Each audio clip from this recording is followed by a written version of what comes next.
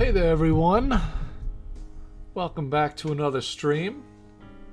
Actually, I think we're good. Oh, the one thing I'm missing is my water bottle. 1 second, be right back.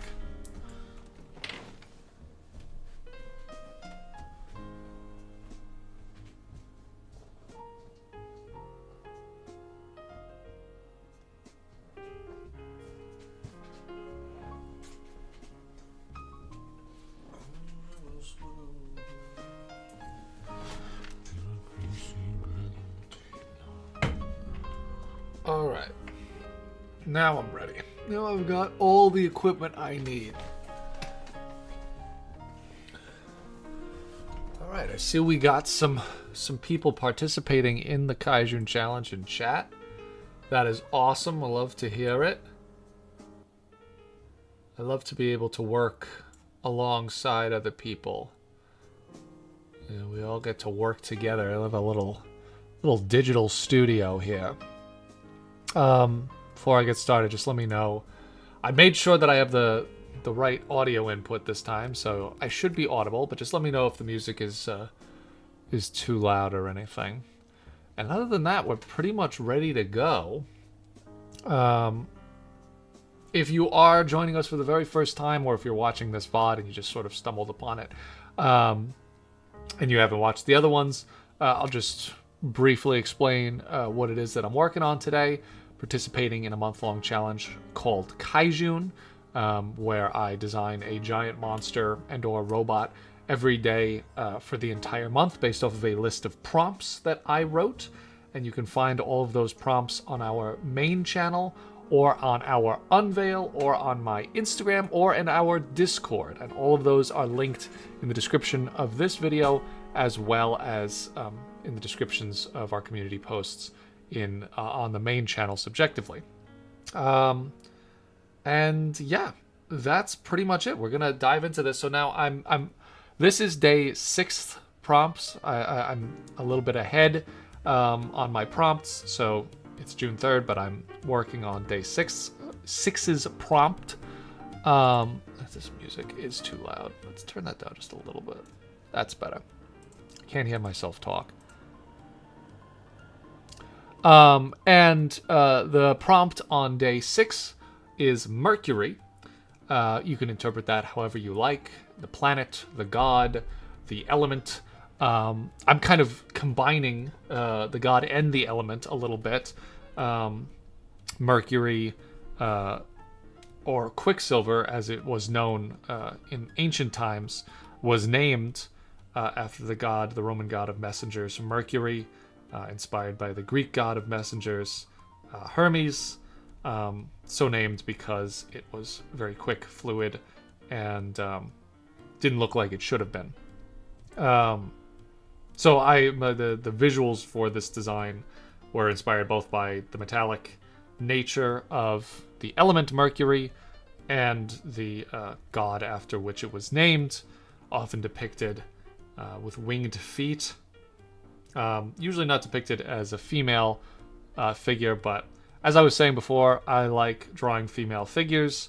I like drawing male figures too, but I think I default to female figures when I'm doing something kind of self-indulgent. Thank you, by the way. Thank you for saying the metallic shading is superb. I have a couple of things. I have a couple of specific references pulled up. One of which, unsurprisingly, is the Silver Surfer, because that's probably the easiest to find reference for a naked metallic humanoid body.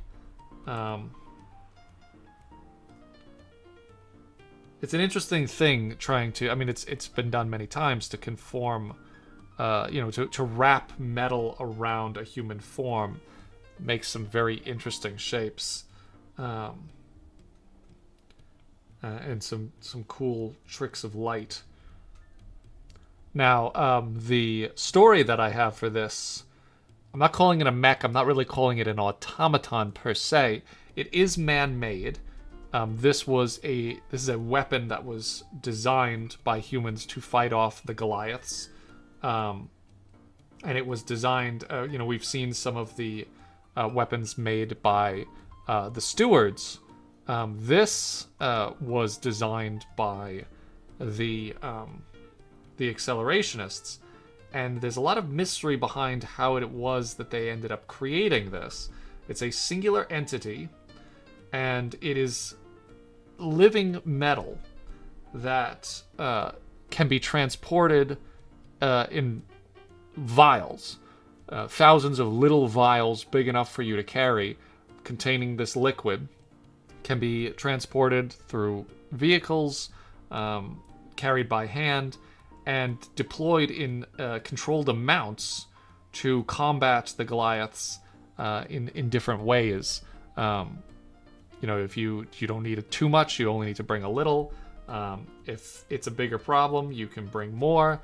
And depending on how much of the liquid living metal is there, the larger the entity will become. I haven't actually come up with a name for it yet. I don't want to just call it Mercury, because that's just the name of the prompt. That seems a little too easy. But whatever it is, changes in size depending on how much of the living liquid metal that makes up its body is actually present when it forms. And the accelerationists kind of kept it a secret how they were able to create this living metal. No one really knows what it is, how they made it, or what they made it out of. It's a well-kept secret from a couple of accelerationist scientists and engineers. And the stewards are very skeptical of it because they're not exactly sure what else it might be capable of, if it's something that the accelerationists are controlling, or if it's just a rogue entity that might be as dangerous as any other kaiju, or Goliath, sorry.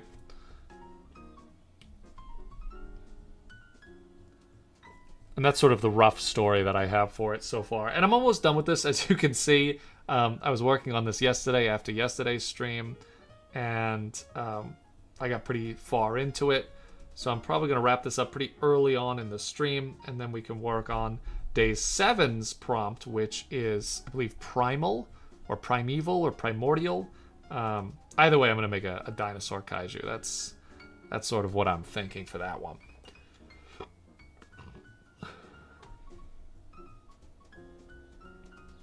Valkyrie is a good one. That also seems like kind of a... See, the thing about naming these entities is that I'm considering that this story takes place in the 1920s, or, in the turn of the century, between the years 1900 and 1920, and, what kinds of social norms and conventions existed at that time, and maybe uniquely to this timeline, and different from our timeline. And honestly, like, in that time period, I was talking about this a little bit yesterday, they were really into, at least in Western culture, they were really into the Greeks and the Romans, and a lot of, like, mythology from Europe. So Valkyrie would make a lot of sense if they decided to name it this. I think in the modern age, like, the term Valkyrie has been used so often in science fiction that it feels a little done, but it actually does make a lot of sense for this setting. But also, it doesn't always take on this form of like a huge winged angel. It takes on many different forms. But I do like Valkyrie. That's always a good one. That's a good safe bet.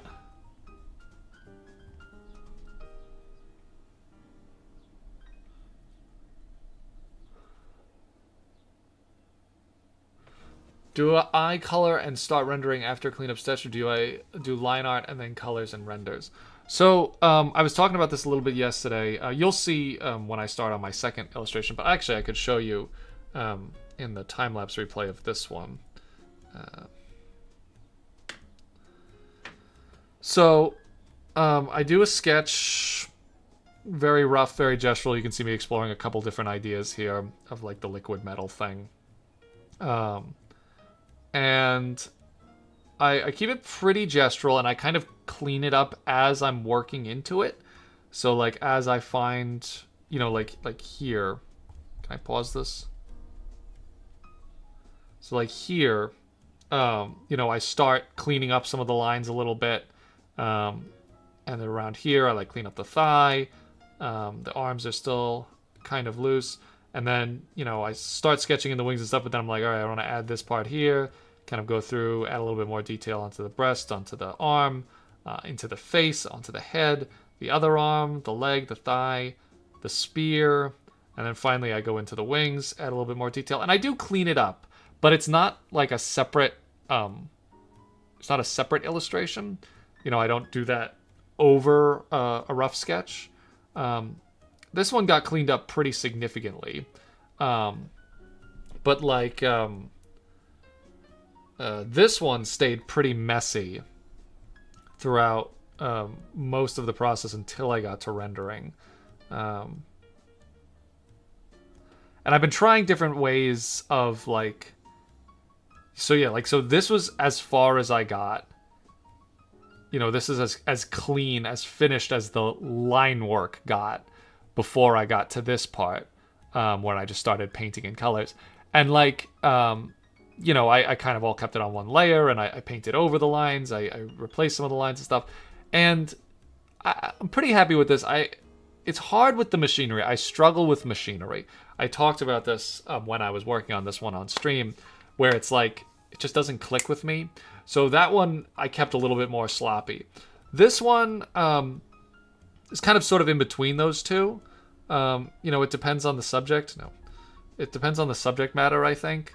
So I do like my rough sketch. It's pretty loose, but like, because I'm so familiar with crab anatomy, like off the top, like I wasn't using reference at this point. Like I was able to clean it up quite a bit before I even got to the point where I was using reference. Then I used some reference, for fiddler crabs and stuff, and I changed some elements of the design. And again, I started cleaning it up on the same layer that I did the underdrawing. And then, so like, this is how I left it before I started using colors. So there's still like some parts that aren't like completely cleaned up, that are still a little bit rough, a little bit sketchy, a little bit blurry. And then as I added color and texture and everything else, I kind of cleaned it up. And, I merged them all down onto one layer. And I kind of cleaned up the lines as I finished the illustration. Excuse me. So it depends. This one, the first one I did, I can't. Did I do two different layers? No, it was all one layer, but I really cleaned up the line work as I did it. Like without the, like these are two different layers. So like these lines are pretty clean. Like these I really spent a lot, but this took a long time. Like I'm happy with it, but it took too long. Like this, I can't do this every single day. It's just not sustainable. It's good for a single illustration, but because I'm doing an illustration every day for the whole month, like this just is, I wouldn't be able to do this every single day. And that's often how these drawing challenges start. I create an illustration like I would do like, work during any other time of the month. But that technique, that method of illustration doesn't really work for a challenge where you have to draw something every day for an entire month. But it depends, like, and like this is like this, the subject matter has a big impact on how I'm going to render it, because again, like human anatomy, I'm a little bit more comfortable with that. So like I don't need to spend as much time trying to figure out all the little details and stuff. Like that comes just a little bit more naturally. And like crabs also just come naturally. So yeah, I'm still kind of figuring out the best technique that can help me produce work quickly, quick enough that I can keep up with this challenge, and make work that I'm still happy with. I think the challenge that I'm still happiest with to this day, this month-long drawing, in terms of month-long drawing challenges, was my mermaid from, I believe, 2022. No, because that was the same year I did Kaijune. Might have been 2021. But way back when... oh, I might have moved it. But that one, for that month, I did kind of do very rough sketches and then started adding color and then painting under the color and sort of fusing them all together. I was also happy with this mermaid, and I think I also had a similar approach. Let's see. I was using different brushes back then. It's pretty clean line work, but it's all sort of on the same layer.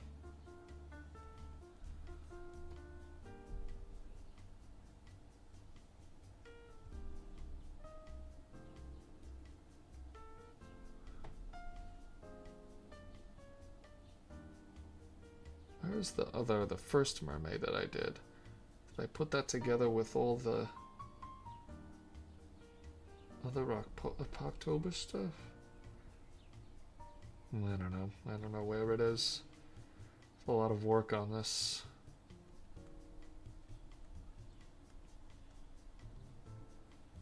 I'm not sure. But I do remember that's how I did those illustrations, so that's not right.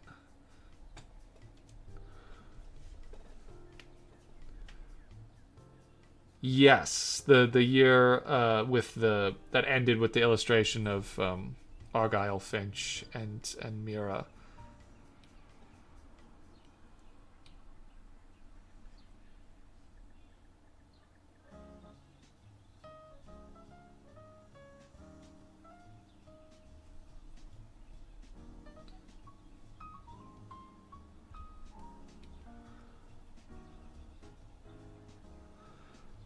I don't know that I prefer the line art look. I actually think I like it better when you can't really see lines as much.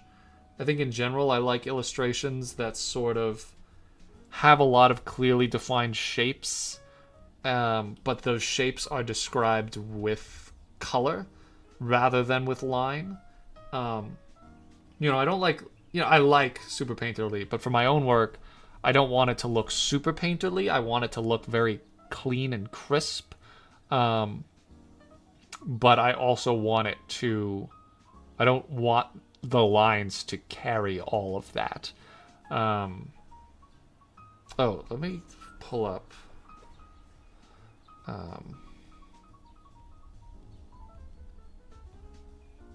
this is an artist that I really like. She does a lot of... Magic the Gathering artwork, and she actually works traditionally on paper, on canvas, with gouache and I believe watercolor. Why is that not opening? Well, Instagram is not opening, but so like I really like this, how she has these very clearly defined like shapes, but the shapes aren't described with line, they're described with light and color.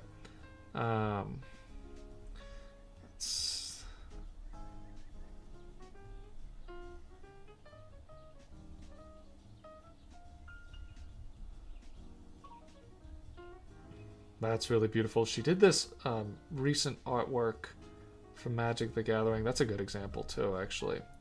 So, there's clearly defined shapes, but they're not defined with line. That's a beautiful one of hers. That's a gorgeous... This is one of my favorite ones. She did this one for the upcoming Marvel Magic the Gathering set. Yeah, this Hulk. I love this. None of these are high-resolution images. But I this is like my favorite kind of look. I was also talking about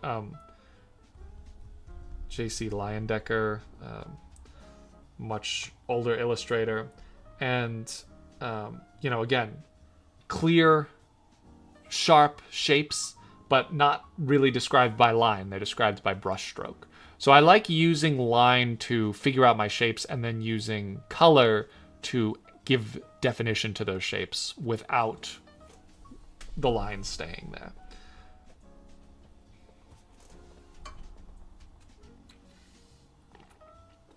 I think I default to line work because that's what I'm most comfortable with. Because as a younger artist, I worked with pencil and very little else. And like you can use pencil to create light and dark, and form without using line.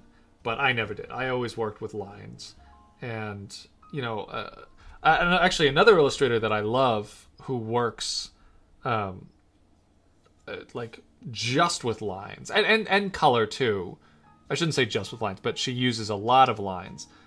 Is Wiley Beckert, and she also is a Magic the Gathering illustrator. I mean, she illustrates for Magic the Gathering, and she uses lines very effectively. She also uses, I believe, watercolor and colored pencil to define it. That's a beautiful one. None of these are high resolution. It is a good one. So like those are some really beautiful lines. Like I love that. And she is really good at creating depth and shape and form with line. Even if this didn't have any color in it, you still get the idea of shape. And she uses very limited colors too. Gorgeous, very fine, delicate lines, but you really get a sense of shape.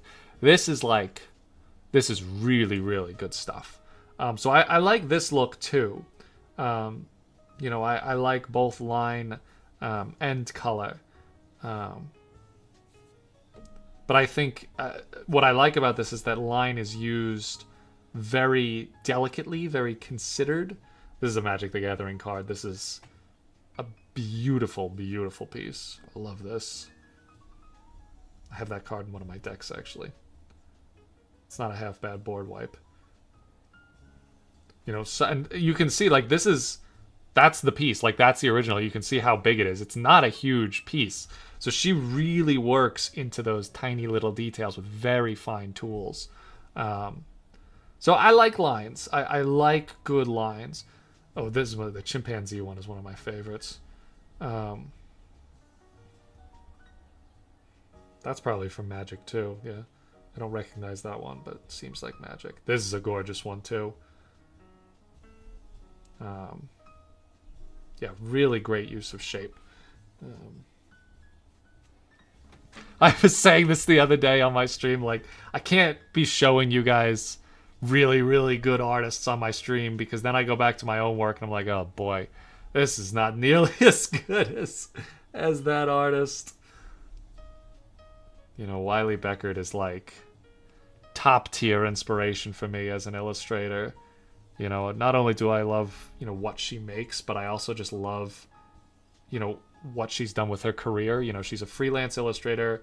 She works for like Magic the Gathering, which, from what I've heard, doesn't pay incredibly well. I think they pay $1,000 per card, which is good money for an illustrator. It really depends on how long it takes you to create a piece for them. I've worked for trading card companies before, and it's a pretty streamlined process. The revisions and everything happen very systematically, kind of the same way every single time. But I don't know how different it is for Magic the Gathering. I imagine probably pretty different from the small games that I've worked for. Some trading card games that I've worked for were literally just like draw whatever you want. Here are some like general guidelines. Though I must say those card games I don't feel like had the same vision as a lot of more popular card games do. I think it's important to have some direction for your illustrators. It's nice as an illustrator to be like, to have a client just be like, yeah, do whatever you want.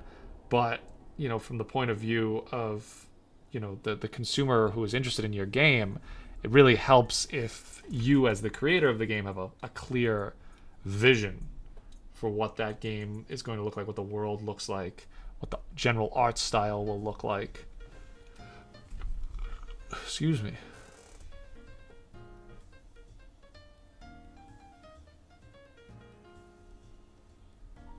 Yes, I have been looking at the stuff on Unveil. There is some really cool stuff. Really great stories too. Some people have been writing lore to accompany their illustrations, just like I've been doing.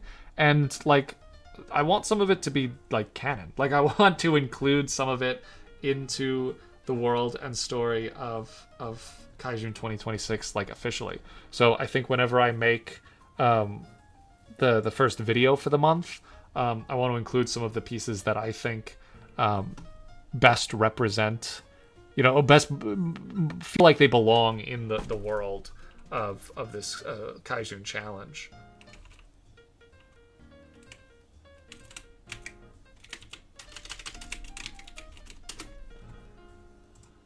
Just grabbing a reference image up here.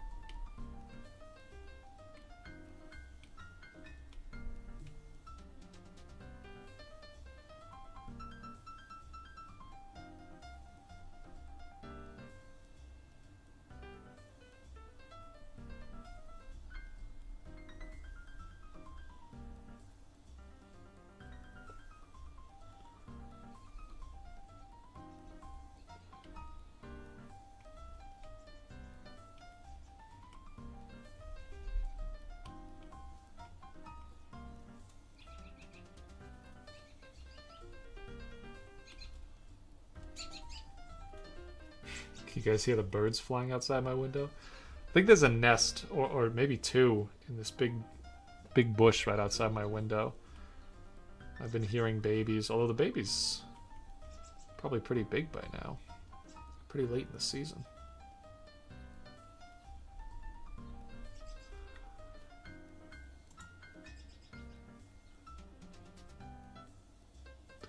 Have I ever worked with 3D art?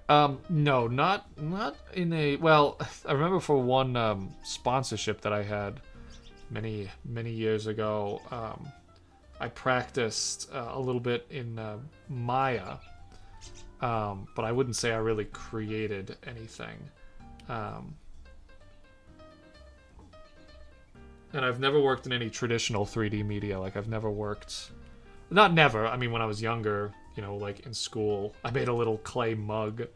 Actually, I had a babysitter growing up who was a sculptor, an artist who made stained glass and pottery.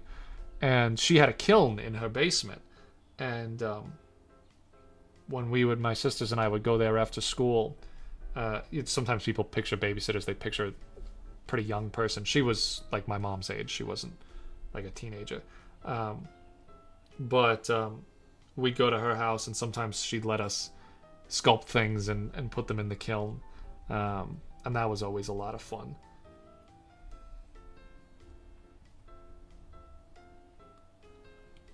That was a long time ago, and I'm not sure if that's really what you mean when you say, have you ever made 3D art? I don't have zero experience, but I have almost no experience outside elementary school. I would like to learn a little bit of 3D art. I feel like it might help me a little bit more, with creature design. I always love when fans of Subjectively make 3D renders of my illustrations, because I love seeing my designs in 3D. I just lack the skills to do it myself. And to be honest, I haven't really given it a good try. So, it's definitely within the realm of possibility for me. I just haven't done it yet. But I always love to see that. It's just so cool, especially if they're like animated too. Um, I always love to see 3D versions of my work.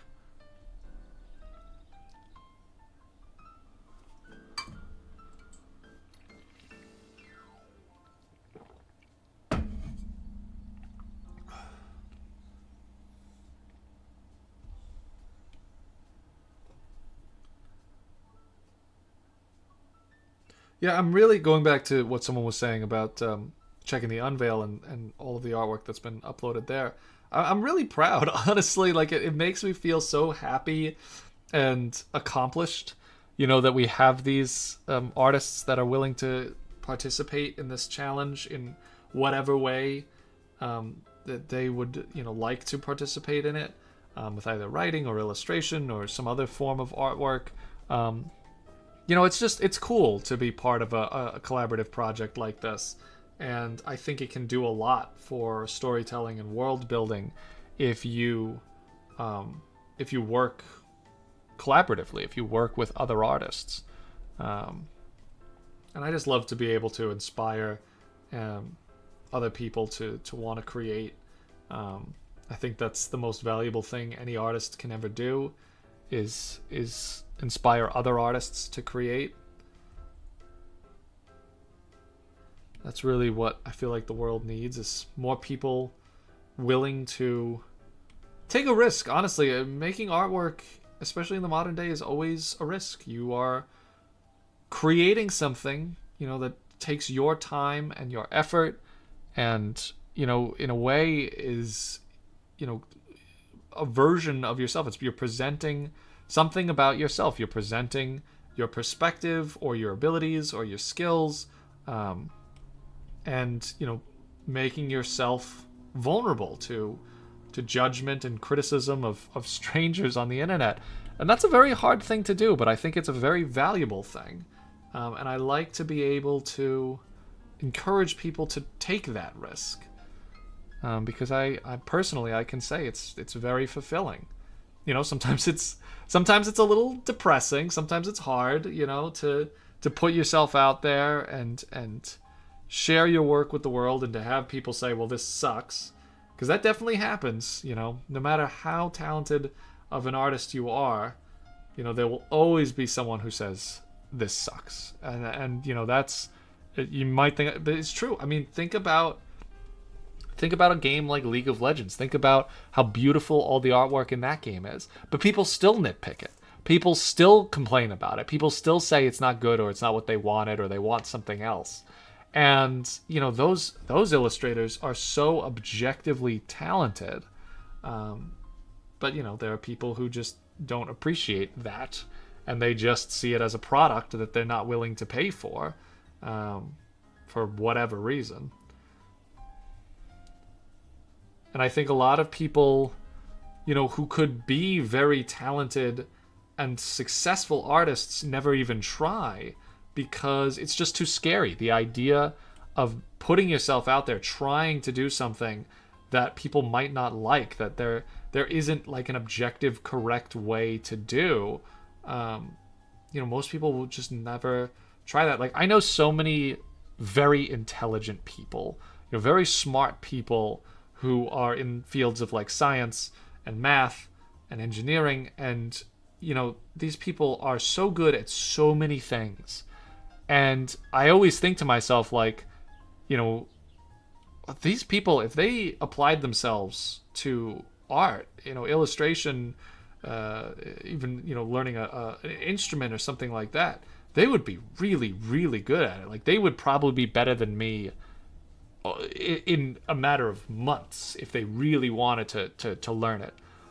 But there's something about that fear of making yourself vulnerable that I think deters a lot of people from the arts.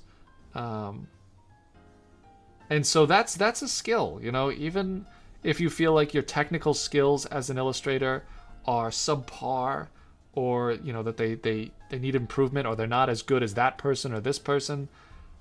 Just the fact that you are willing to make an illustration is a very valuable skill. It shows that you are willing to take a risk, to do something that very few people are willing to do, and express yourself in a way that might be met with harsh criticism, and to accept that criticism, and to either grow from it or to reject it and say, no, this is correct, this is how I feel.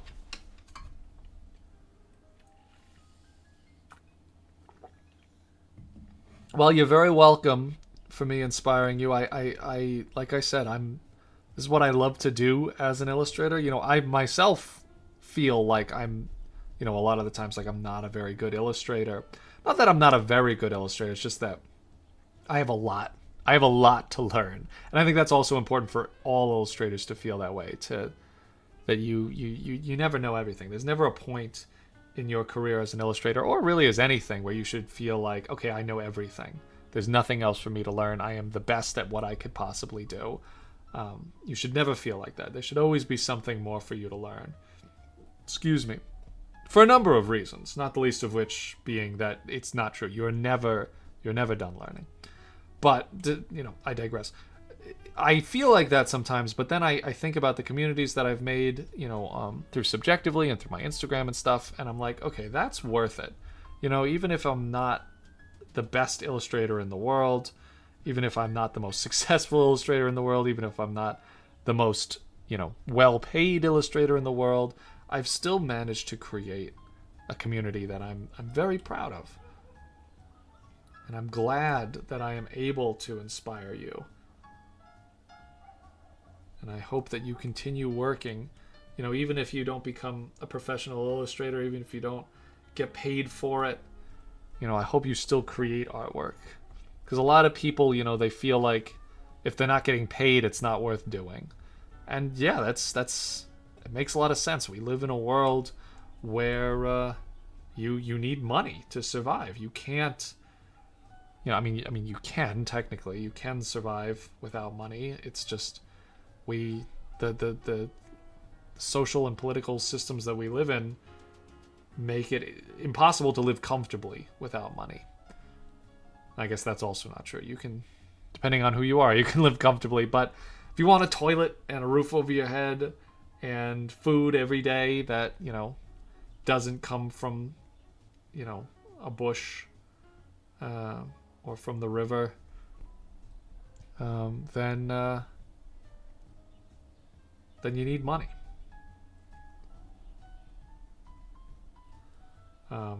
But just because we need money doesn't mean that we have to base every decision in our lives around making as much money as possible.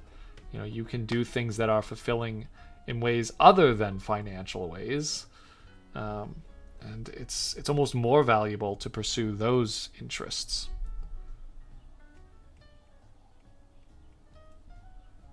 And also, you can become a very successful illustrator if that's what you want to do. If you want to do it professionally and you want to really get into the industry of illustration, you could absolutely make a very comfortable living for yourself.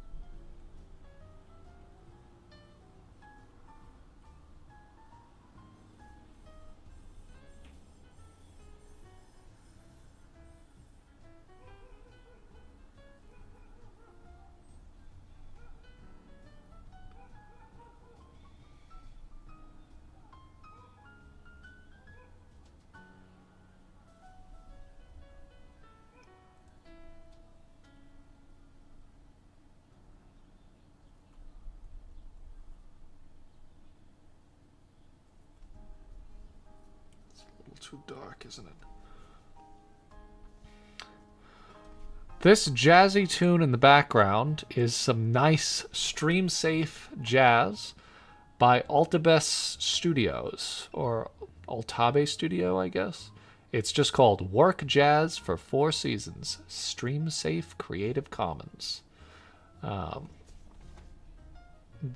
of my so this alternate channel that I made just for streaming is very new, but I already have a copyright strike on the channel because I had one of these stream safe playlists running during my streams, and that was fine. But then YouTube Music that I was using to listen to it started playing another playlist that was not stream safe jazz, and it was really nice jazz, but it was copyrighted, and I got a strike on the channel.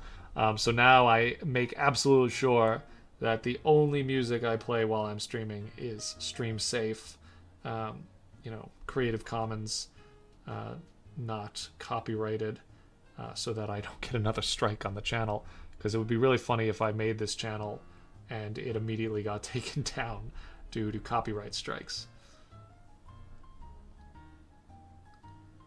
So it's a nice jazzy beat, but it is just made for this, just to play in the background of streams and videos.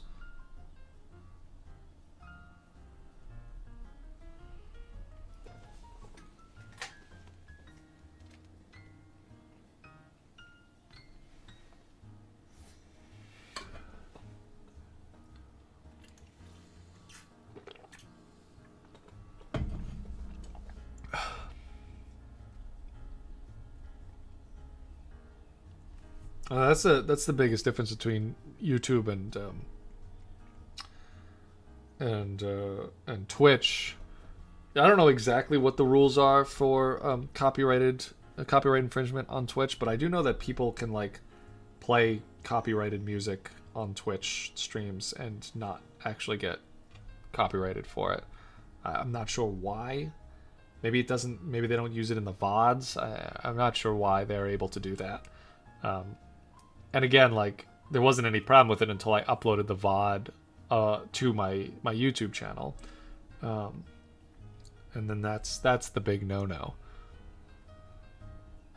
But it's fine. I mean, it's copyright strike just means, I have 1 strike. I think it's 3 strikes and you're out. But generally you don't want to do it ever. And it'll go away after a couple of months as long as I don't have any other violations. I'm usually very good about those things. We have only ever had, in the entire history of Subjectively, we've only had 1 copyright strike. And outside of that, that was very early on.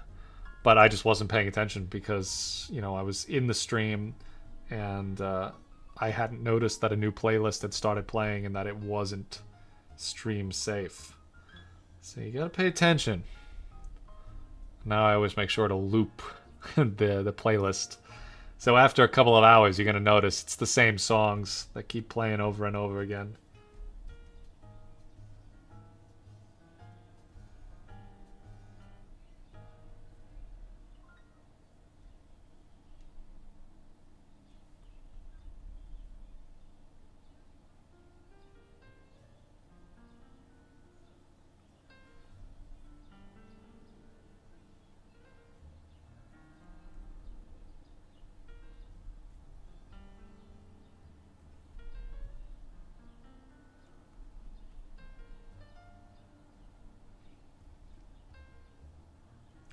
So if you get a copyright claim, you have the option to mute that section of the video.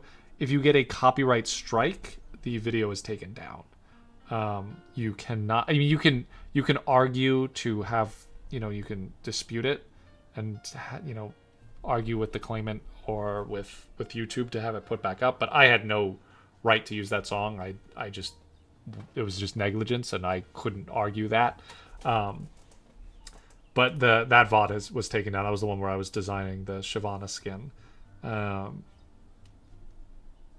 So yes, if it's a copyright claim, you can just mute the segment with the copyrighted music in it. Because a copyright claim basically means that the owner of the music, or whatever it is, has acknowledged that you're using it, and they either want to demonetize your video, so they'll let you keep it up, but you can't make any money off of it, or usually they want to split revenue with it, or take all of the revenue. So your video remains monetized, but you don't get any money from it. They get all your money, all the money for it. And in that case, you have the option to say, well, actually, I just want to take the song out so I can still make money off of my own video. And you can absolutely do that. But if it's a copyright strike, it is the claimant saying, this is my song. You're not allowed to use it. Take this video down. So it's two different things. Copyright claims also don't have any like permanent effect on your channel. Like you get a copyright claim on every single video that you make, and it doesn't affect your channel other than, you know, your revenue.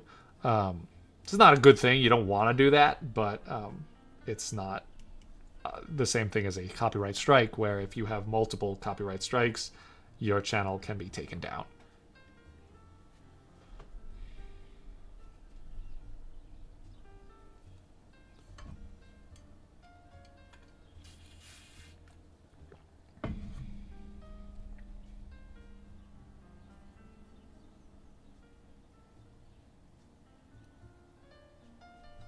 And like I said, I've dealt with it before, and it's like not really a huge deal. I just gotta make sure it doesn't happen again.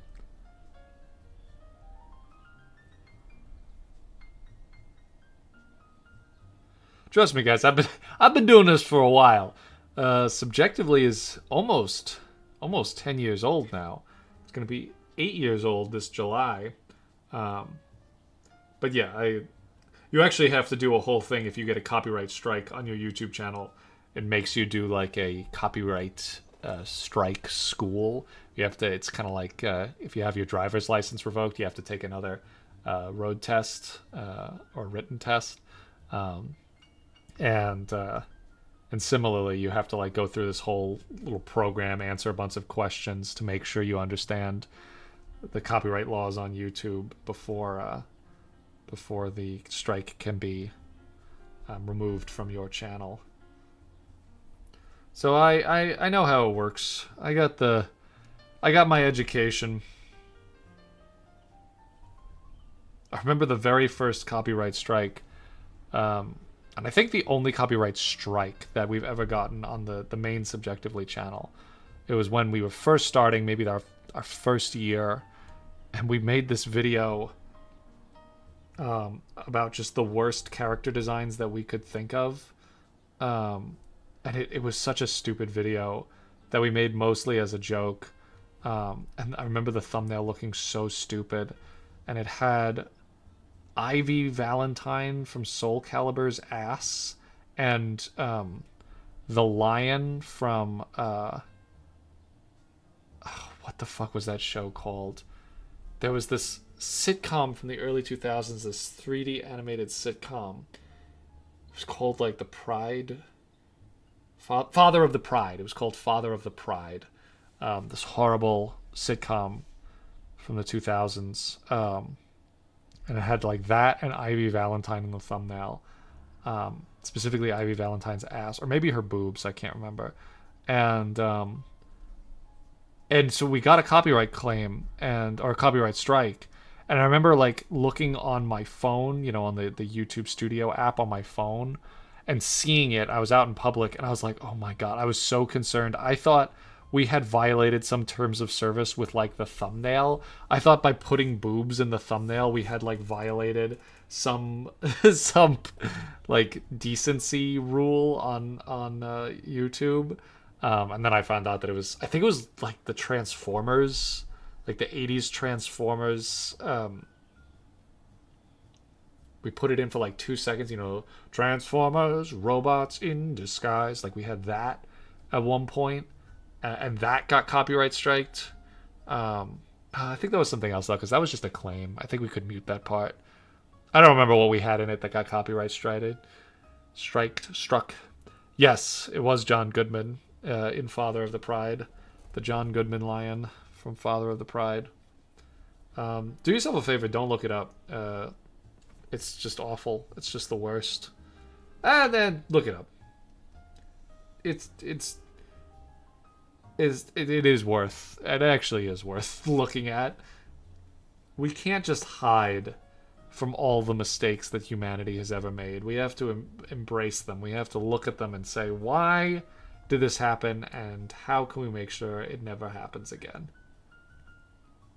Or maybe we can find some value in it. I don't know. I was not able to find any value in Father of the Pride. But who knows? Maybe a more astute critique of early 2000s animation would be able to find something more valuable in it.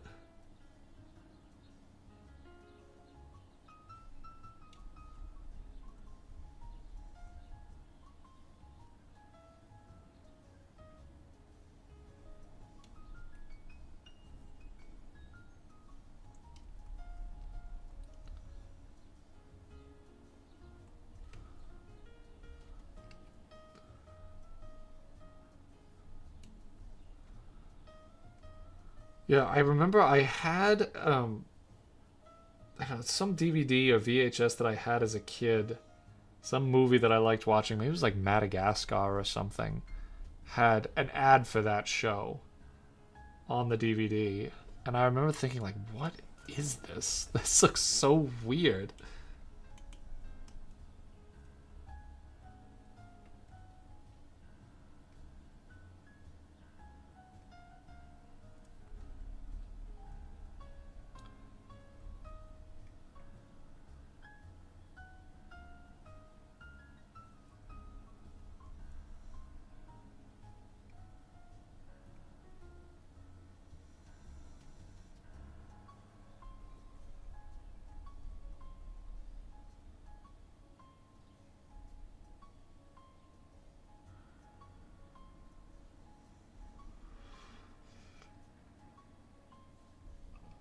Excuse me.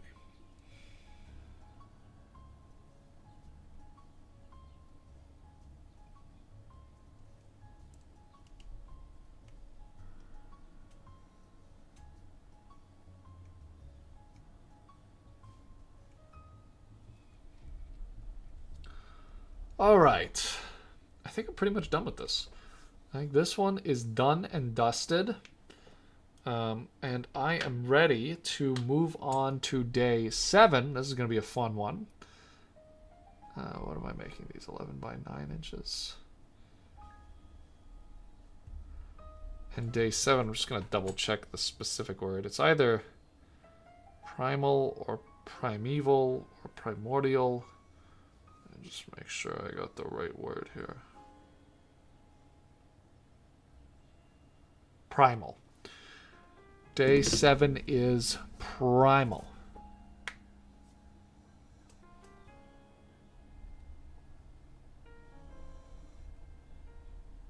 That's not... Excuse you. Primal. Okay, so I already have an idea for this one. I was... Some things... you know what? I'm actually going to look at seismic as the next one. That actually works for both of these. Sometimes when I'm working on these to save a little time, what I do is when I'm at the stage of the illustration process where I'm kind of like finished with all of the planning of the designing part, and I'm just sort of in like the final color rendering, I start thinking of ideas for the next prompt, and just kind of come up with some vague visuals in my head. And I have an idea. It's pretty simple. I'm gonna hopefully find some ways to make it a little bit more interesting as I go. But the working idea is a sauropod, or a sauropod body plan, with 2 heads to make it a little bit more monstrous.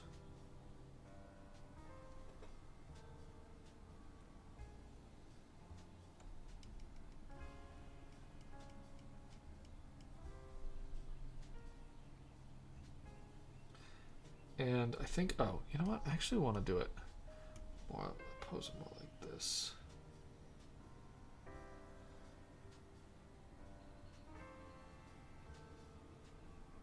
And also bring in some ankylosaur.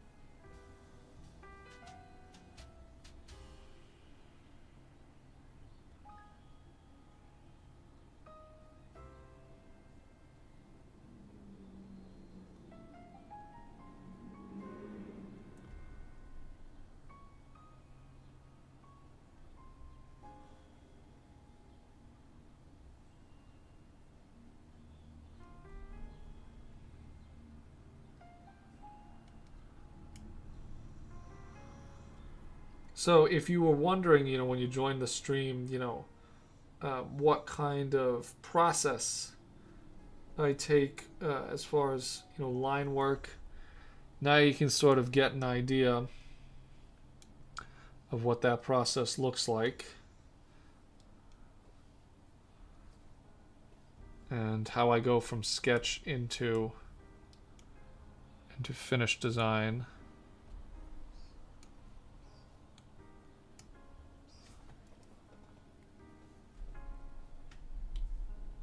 That doesn't look right. I think I just copied one layer instead of the whole thing.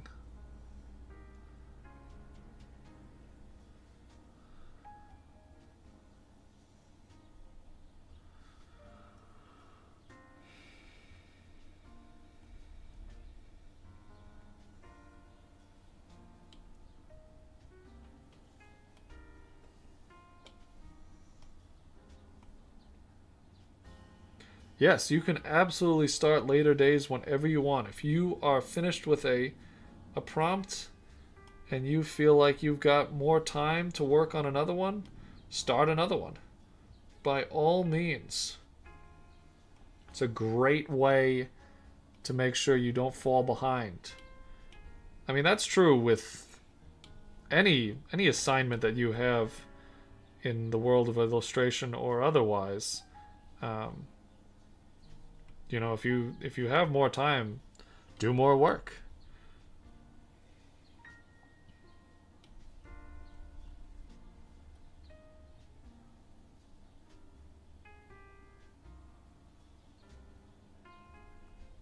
It's always great to have a backlog of illustrations for these challenges because, things happen. Things happen throughout a month, over the course of a month. That can sort of be out of your control. Not necessarily bad things, but let's say, I know one weekend in June, well, actually this coming weekend, I have a party, a friend's birthday party. I have one weekend I'm going down to Long Island to visit my family, visit my dad for Father's Day. And another weekend, Claire is going to be working an art market in Boston, and I'm going to go help her. So, I won't be able to work on Kaijune illustrations on those days. So I get a little work done ahead of time. So on those days when I won't be able to work, I already have them done. The other thing that I have to do as the sort of operator of this challenge, as sort of the manager, what's the word? The organizer of the challenge. I also have to make videos and put together scripts and go through all of the submissions on the on Unveil and look through all those and save the ones that we want to use in our videos. So there's a lot more to this challenge than simply illustrating the Kaijus for me. So I always give myself, whenever I can, I get as many illustrations done as possible. And I'm 4 days ahead of the curve right now, but that will change very quickly, trust me.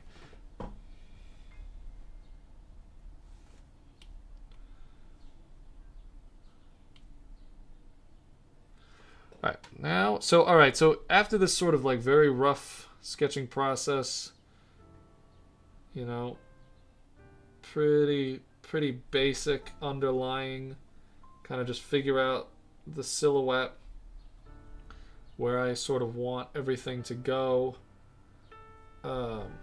Now what I do is now I go look for some references to sort of fill in the missing chunks of this illustration. So let's go and let's look up some titanosaurs, the largest animals to have ever roamed the earth. Find some good, as a funky looking titanosaur. Find some good reference images for that.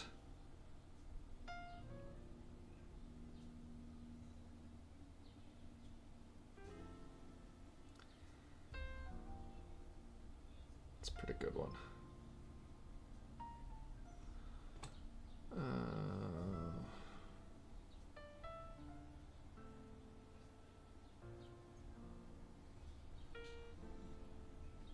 Let's get a little more specific. Let's do Tinosaurus.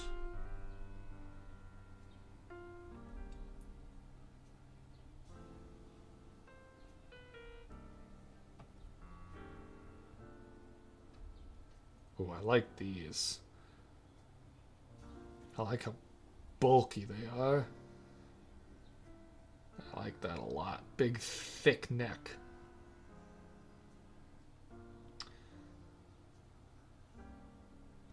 I'm also going to look up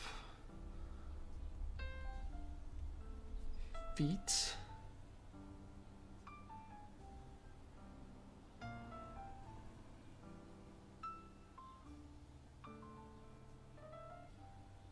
is interesting. I get really lost. That's very interesting too.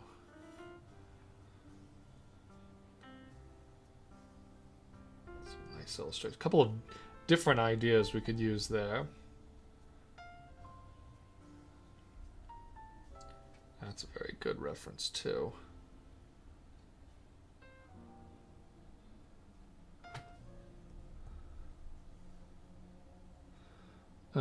And let's look at like Serpilta. This is one of my favorite dinosaurs.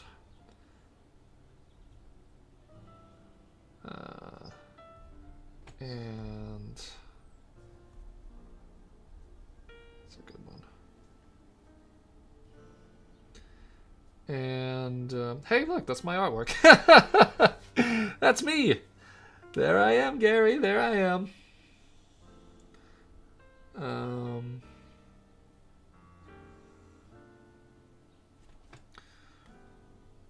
And I'll just for the sake of let's just look at a Giganotosaurus, not size. I just want maybe I'll use its head somewhere in there. We'll get the crazy Jurassic Park looking one.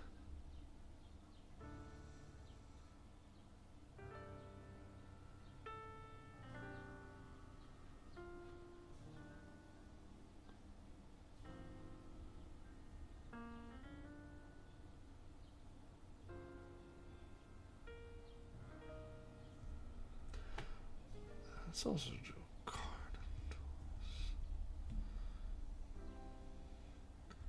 Look at that funky dude.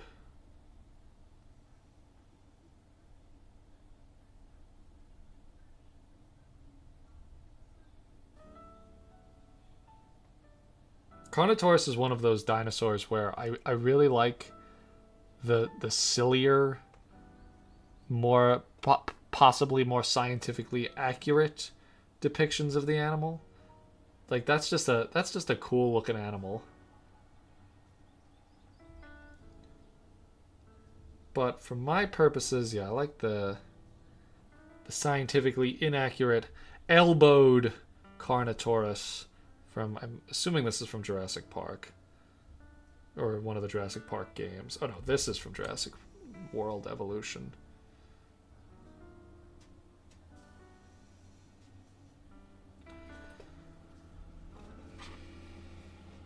Alright, so now let's just make sure. Yeah, that's standing on the... Okay, so now, keep that off for now. I'm going to go into my reference layer. And, oh, that's not what I wanted.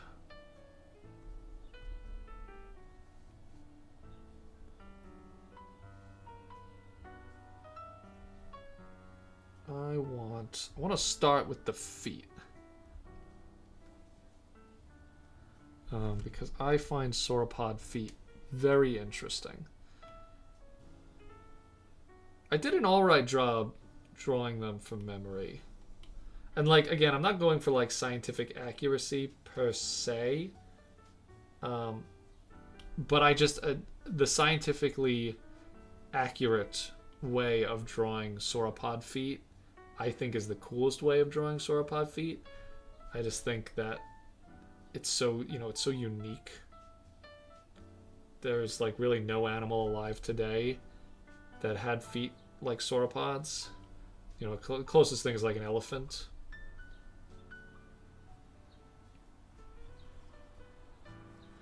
And for this one, I'll probably end up making this line work pretty clean. But again, this is me drawing in my comfort zone. I also want to make them a little weirder. I don't want to just have, a scientifically accurate sauropod here. I want it to be a little more, kaiju.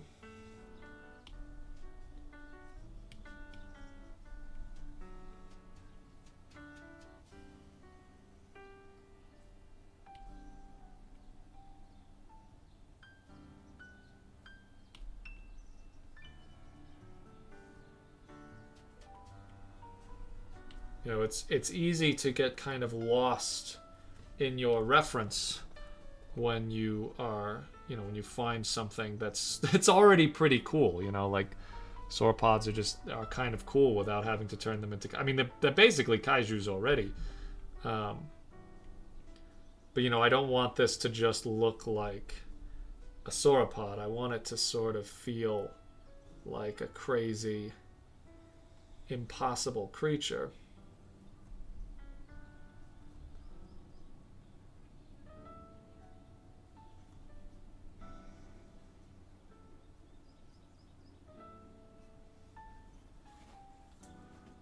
Now, something that I like to do when I'm designing a kaiju specifically, a giant monster, is to include a lot of little details. Because the larger anything is, the more room there is for little things, little spines or plates or glowing additional eyes. So you can really kind of get a little excessive with it.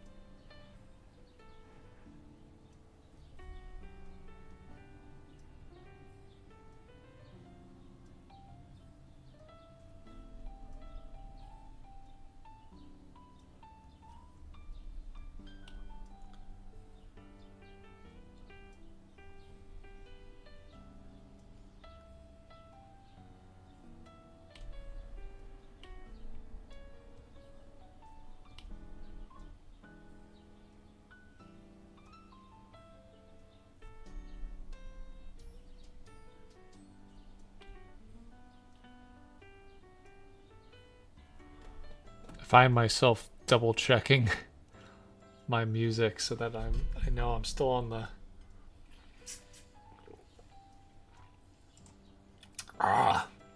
Here's something that I just noticed that that YouTube Music has as a feature. There's a little check that you can unclick.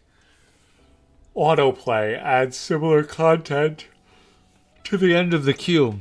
I'm going to turn that off, and that way I know, even if the playlist ends, that it won't play anything else afterwards.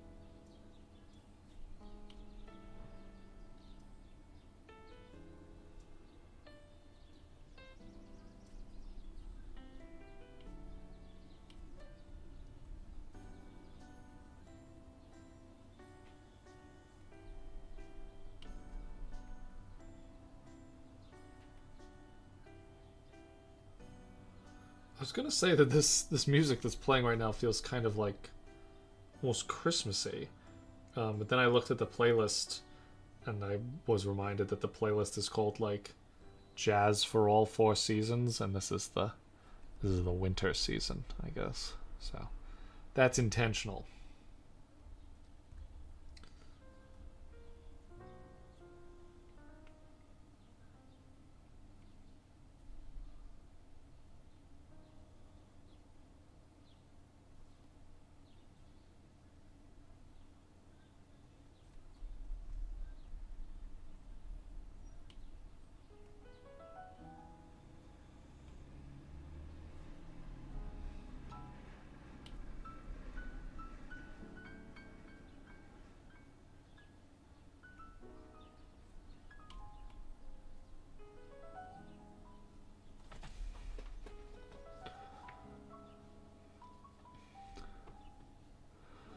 A mesa is a geographical or a geological formation. Um, I can show you. It's basically a giant mountain range that is completely flat on the top. Um, so you can interpret that however you like. I actually don't know the origin of the word mesa. I don't think it's English in origin. Um, but it is a universal term used to describe these large geological formations that appear to be mountains completely flattened on the top. I'm not sure if they're formed by shifting of tectonic plates, like this would used to be the top of a landmass, and it came down like this. I don't know if it's formed the same way mountains are, but then flattened on the top by winds. I don't know if it's formed by, used to be a river or canyon or something like that. I'm not actually sure how they're formed. But yeah, there you go. There's the difference. Plateau, butte, mesa. So you can look it up and get some cool... I was thinking kind of desert, American Southwest. Maybe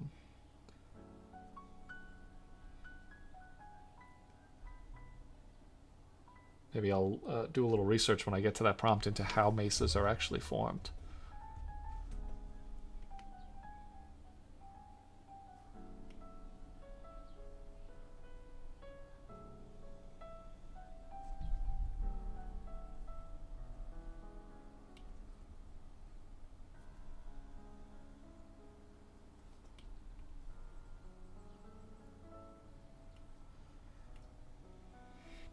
We live in an era where you have the world at your fingertips. You can really, if there's any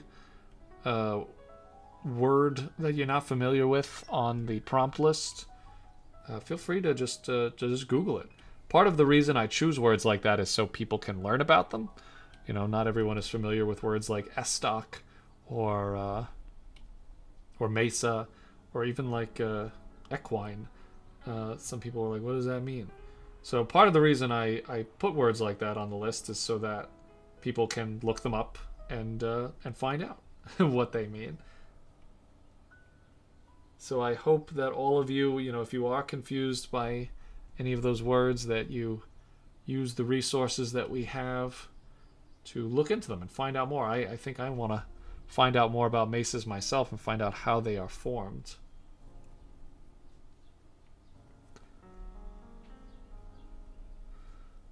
In Spanish, mesa means table. Oh, there you go.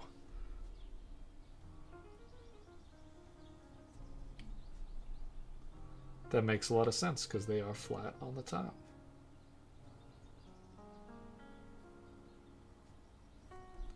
That would also make sense because the Spanish colonized a lot of North America, the regions of North America that have mesas in them. So that checks out.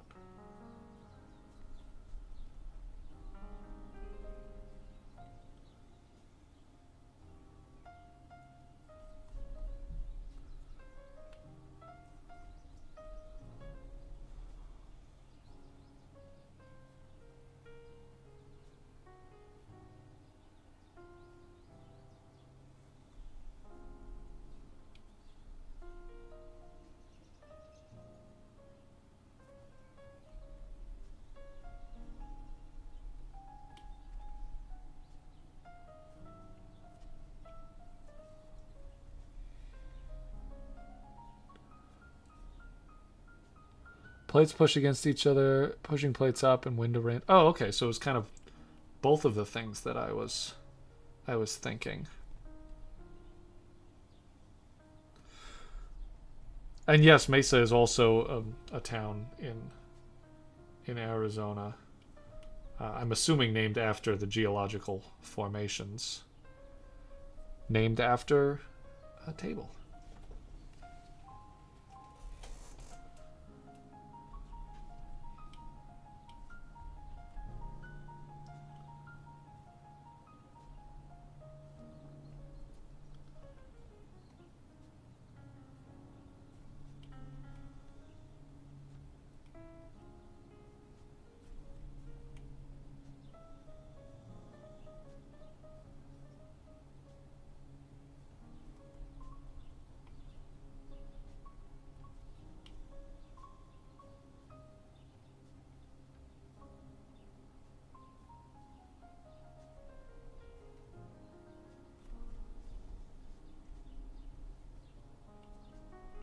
You know, it just occurred to me that this guy probably wants some plate armor on its underside, considering that's where a lot of the attacks are going to be coming from.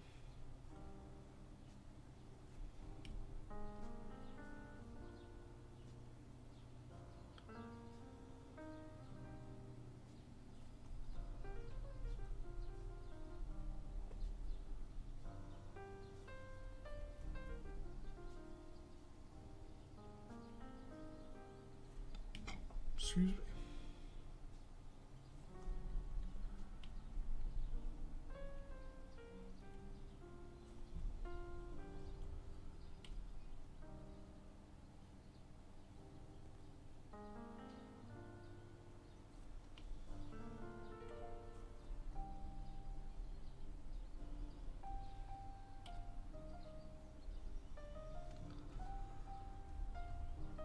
Now I want to look at the Sorapelta that I had here. Probably going to move some of these spines around a little bit.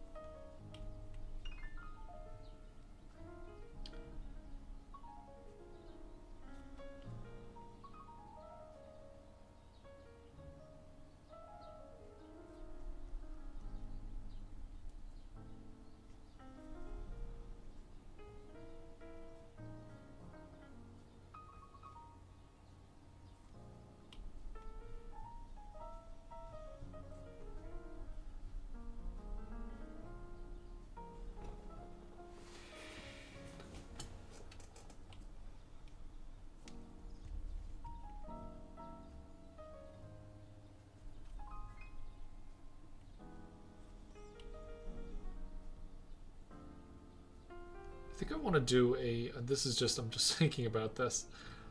My mind goes so many different places as I work on these kinds of things, and I might as well share them with you guys since you're all here listening and watching me.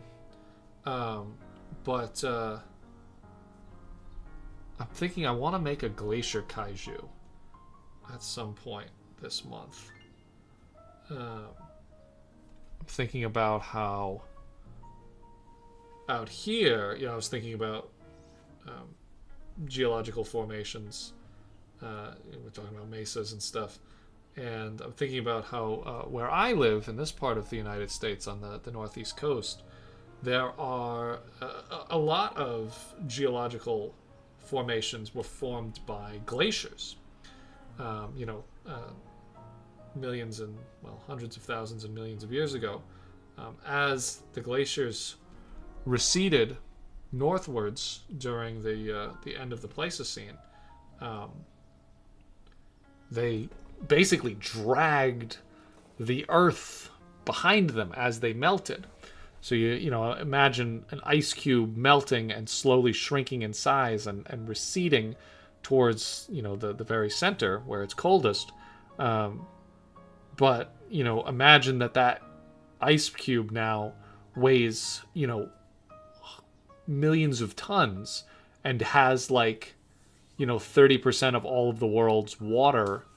That it's pulling behind it, more than that actually, and then imagine how that would pull the earth as it moved slowly backwards over hundreds of thousands of years, and it's just it's a very powerful force of nature that in the modern day we're not really I feel like glaciers in the modern day are always used to sort of emphasize and put emphasis on the effect that global warming has had on Arctic ecosystems and the icebergs crashing and melting and sort of crumbling in this very sad, tragic context. But they're also very powerful, and they can shape the earth. Long Island, where I come from, the spit of land that I grew up on was formed by glaciers, by the glacier receding backwards and basically pulling sediment up and depositing it into a chunk of land that we now call Long Island.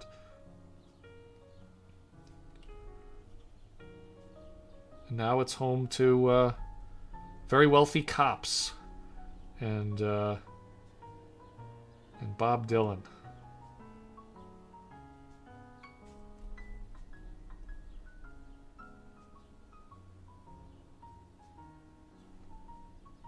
And my mom, and my dad, and my sister. My other sister lives in Colorado. And some of my friends. And my grandma, and some good pizza places.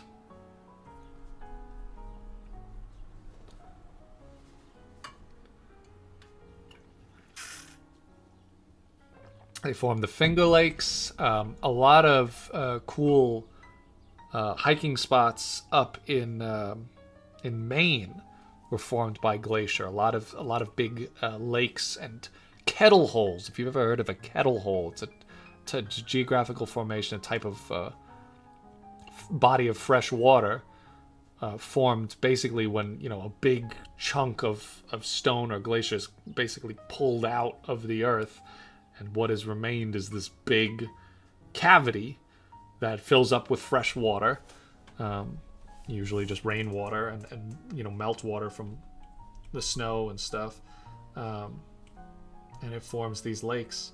There's this great hiking trail that I love to do.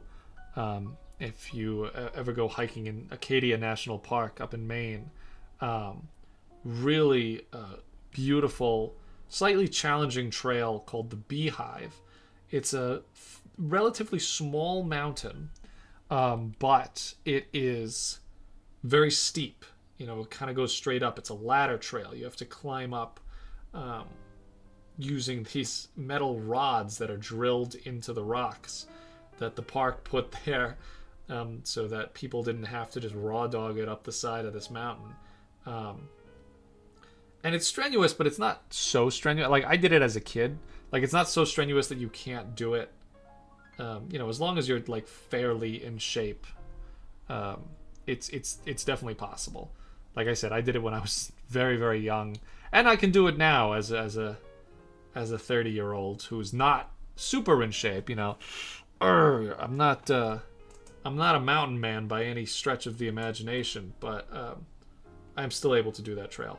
And at the very top of the Beehive Mountain is a kettle hole, and it's this big lake, and it's quite a fun reward. It's actually, I should say, it's a small lake. It feels big, when as a human, but I think relatively speaking, it's a small lake. But when you get to the top of the mountain, you're all hot and sweaty from your hike. Dive right into that, and it is quite refreshing. I should say, though, there are leeches. I've experienced that more than once swimming in there. So that makes it a little less relaxing. But, leeches aren't so bad. You just yank them off.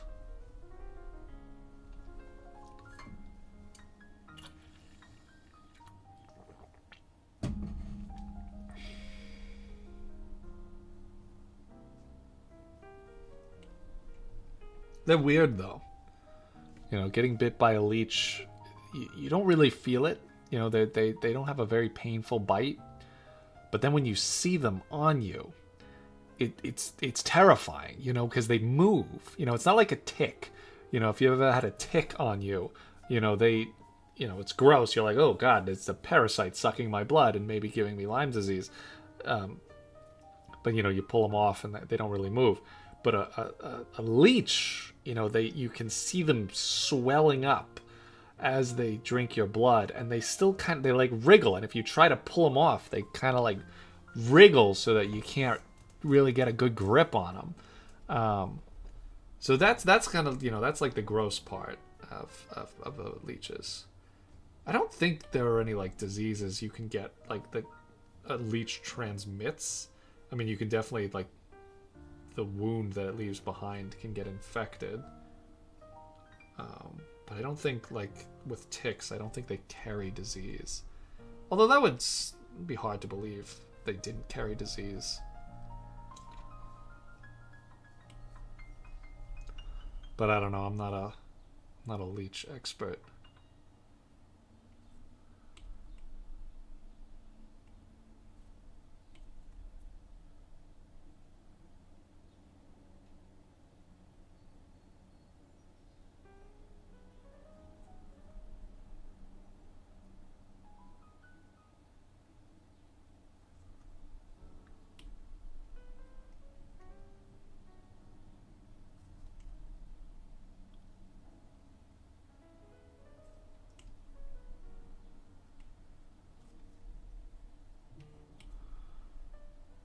Yeah, I feel like a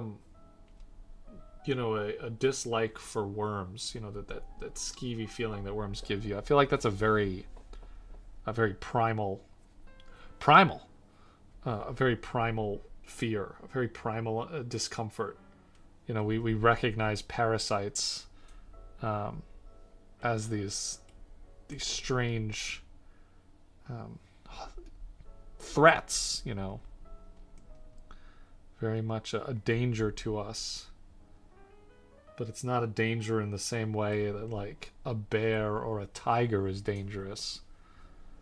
We understand that they're doing something to us that we don't like, but it doesn't even necessarily hurt. But we as humans understand, like, oh God, something bad's gonna happen. It's taking my blood.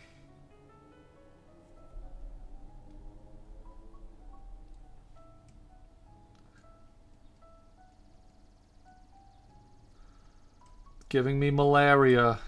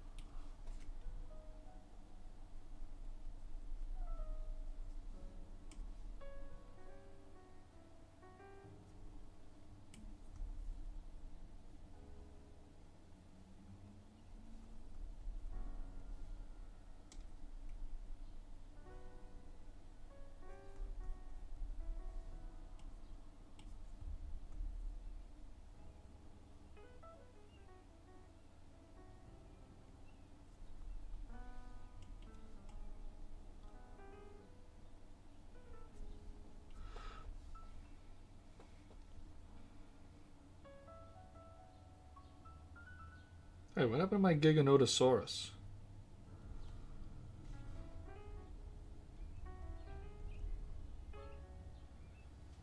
What?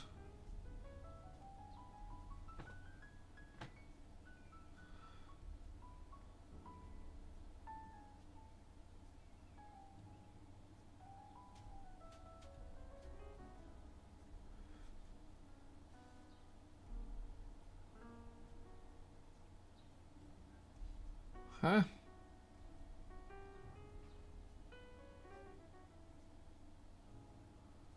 Is that somewhere else in these images?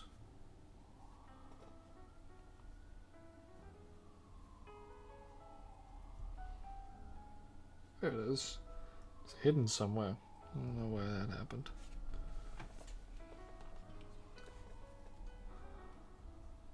Any advice on coloring and texturing fur?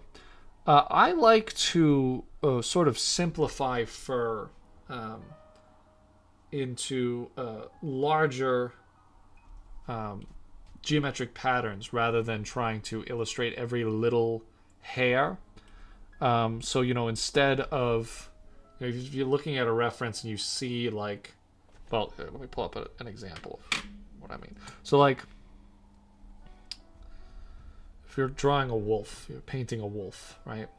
So from a distance, you can't see every individual hair that this wolf has on its body, but you can see differences in the different colors of fur. You can see differences in the different thickness of fur. So what I would do illustrating this is I would kind of simplify this illustration into different shapes. So I would make this sort of brownish color on the nose one shape. I would make this sort of like beige tan color here, around the eyes one shape. I'd make this grayish brown color around the top of the eyes, a different shape. And like, illustrating around in the ears, I would take this sort of dark, this darker color in here. That's like one shape right there. There's like a triangle. You see what I'm saying? There's like a triangle right there. And you give it kind of jagged edges, right, to indicate that there is fur that surrounds that darker area. And then I would take, up on the top, I wouldn't illustrate each and every single one of those tiny little hairs up there. I would use a couple of larger triangles to sort of illustrate, there's that group there, all 15 of those hairs, those become one shape there. I would take the shape of that the fur makes around the face here. I would make this one shape. I would make that one shape. And I would use, again, color to do most of this. I wouldn't use line. If you are using line, you can probably render more of those individual bits of fur. But for me, I would use color.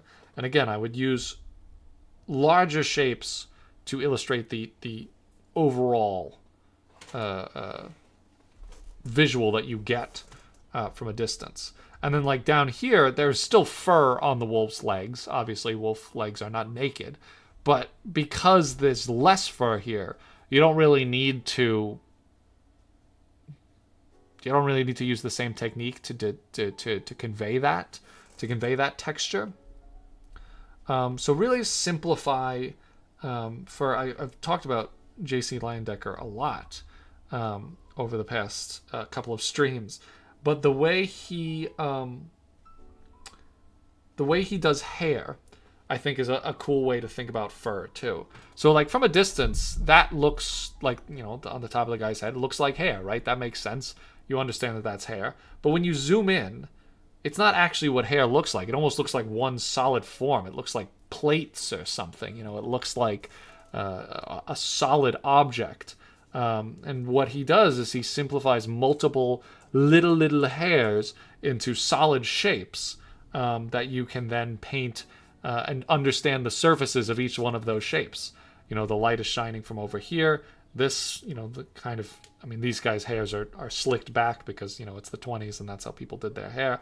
But so they have this kind of shine to them. Let me see if I can find a different example where they're not greased. Yeah, like this one.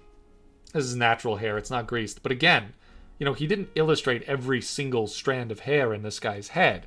There are these simplified shapes that he can render almost like an individual solid. if you've never heard of J.C. Leyendecker, he's a big inspiration of mine. He's long dead. He was, I think, probably best known for his work, the covers of the Saturday Evening Post. Really, really, again, this is what I was sort of talking about at the beginning of the stream, about creating a form, shape, without using lines. Now, obviously, his underdrawing has lines, but there's no line work in this. It's all just color against color. He great narrative work too. He was a big inspiration for Norman Rockwell. I'm sure a lot of you are familiar with Norman Rockwell, and it's interesting because Norman Rockwell doesn't really, he does, but not to the same extent. He doesn't simplify shapes into these, or rather, he doesn't simplify form into these kind of abstract shapes. If you look at Norman Rockwell, he spends a little bit more time actually painting in the hairs. I mean, they're still simplified into shapes. Norman Rockwell has a really great sense of narrative with his illustrations. Very mid-century, very iconic, but not quite as stylized as Leyendecker. He goes for more of a realism.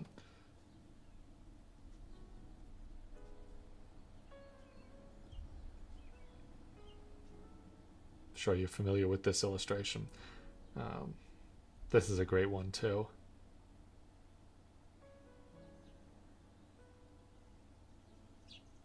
I could look at Norman Rockwell's artwork all day. I love the narrative of this. I believe this one is called Rumors or Gossip.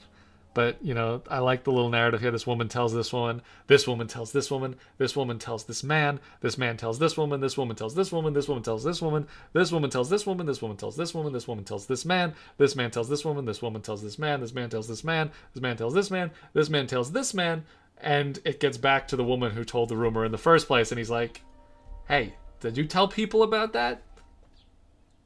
And I look at all the different expressions, the different reactions to the news, and it's all done with just faces and like a couple of hands. It's so exaggerated but still so realistic. Love Norman Rockwell. This one was actually in when I was a kid. This was in my doctor's office. He had this in his office. I know it looks a little strange out of context, but they used to give vaccinations in kids' butt cheeks because it was the fattiest part of a young kid's body. Now kids are plenty fat, so they can give them wherever. No, that's not the reason. But it was that's why they used to do it that way. They used to stick the needle in your butt. I think I might have gotten a vaccination in my butt when I was younger. Not, in your butt cheek. Not in your, in your butt cheek. But that's why this kid is pulling his pants down in the doctor's office. You can see the doctor's preparing his needle there. That hung up. This painting, I love this painting too. This one is hanging up in my grandma's garage. Love Norman Rockwell. This is I like this one too.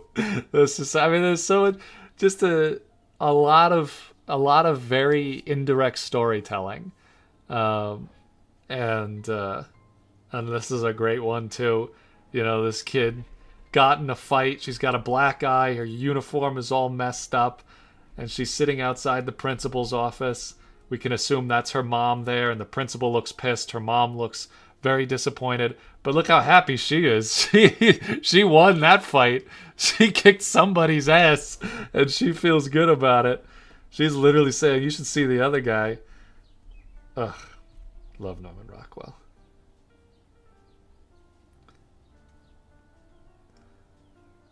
This is a great one, too. Kid finds a Santa Claus beard and outfit in his dad's dresser.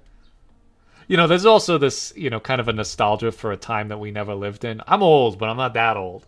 But I grew up with movies like Christmas Story and It's a Wonderful Life, and I love that era in for storytelling in American history. So a lot of the settings of Norman Rockwell paintings feel very, very nostalgic, even though I was never a child in these times. Is this Norman Rockwell? I don't recognize this one. This is a good one though. The dog is blocking the truck. Everyone in town is coming to watch it. Anyway, sorry, I got super distracted. Like I said, I could look at Norman Rockwell all day. Got super distracted there. Oh, before I put the head on, I wanna look at some necks. This is actually a very gestural, kind of simplified illustration. Excuse me. I think I actually want to segment the neck, give it some like plating.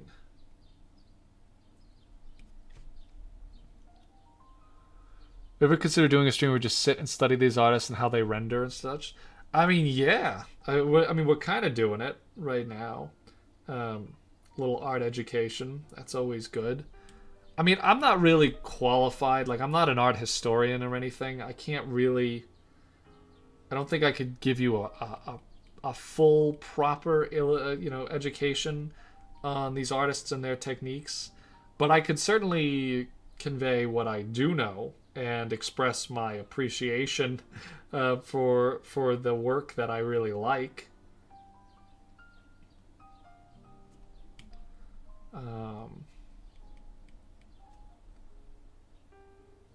But I don't know if I could give you a real in-depth analysis of their techniques, because I'm not like a classics major. I don't really have enough information about their techniques and stuff, but I can tell you some basic principles of illustration looking at these artists.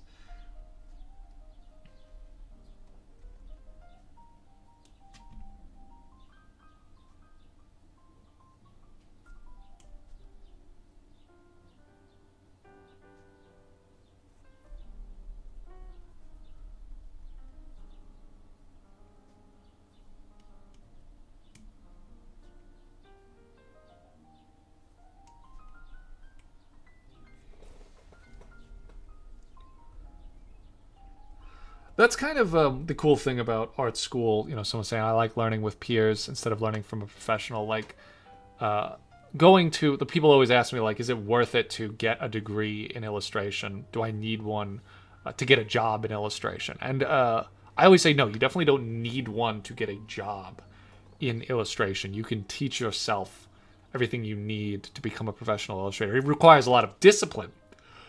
Excuse me. It snuck up on me. If you want to be a professional illustrator, you want to be in that very competitive field. You have to really learn the techniques and quickly, so you can start making money. But what's cool about art school, if you do want to go to art school, is you can learn about all of these things, not just from your teachers and other professionals in the field, but from, with and from peers, like you said, like people your age at the same level that you are. I mean, I learned a lot about different artists and illustrators from just my friends.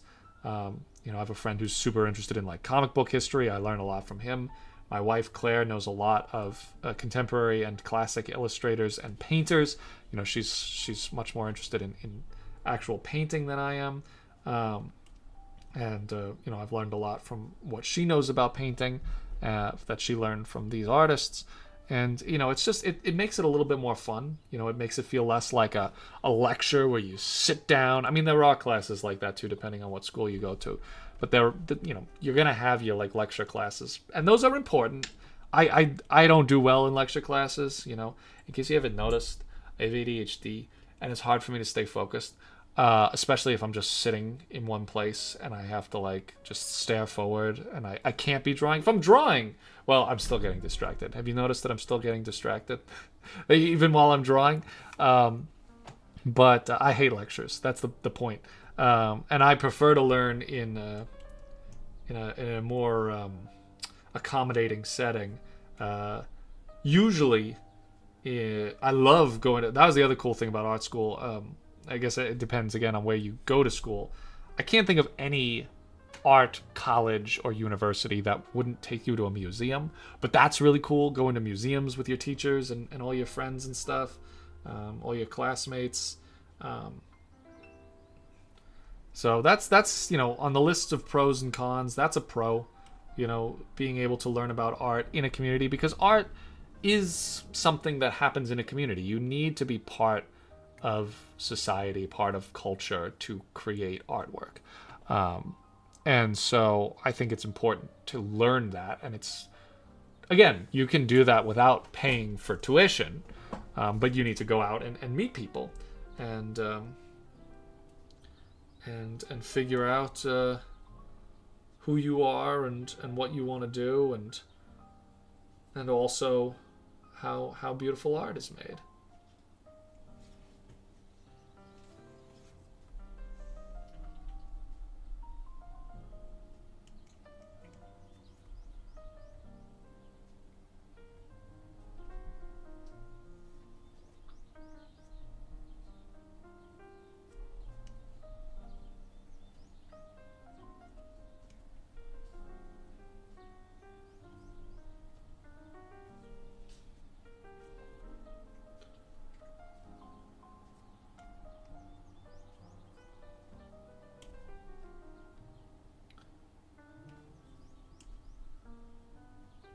I have a lot of friends who said that if they could do it differently, they wouldn't have gone to art school. And it always makes you a little sad, because I always think, like, well, if you hadn't gone to art school, then I wouldn't have met you. Like, that's the other cool thing. Like, you can meet a lot of really cool people through college, or something like college.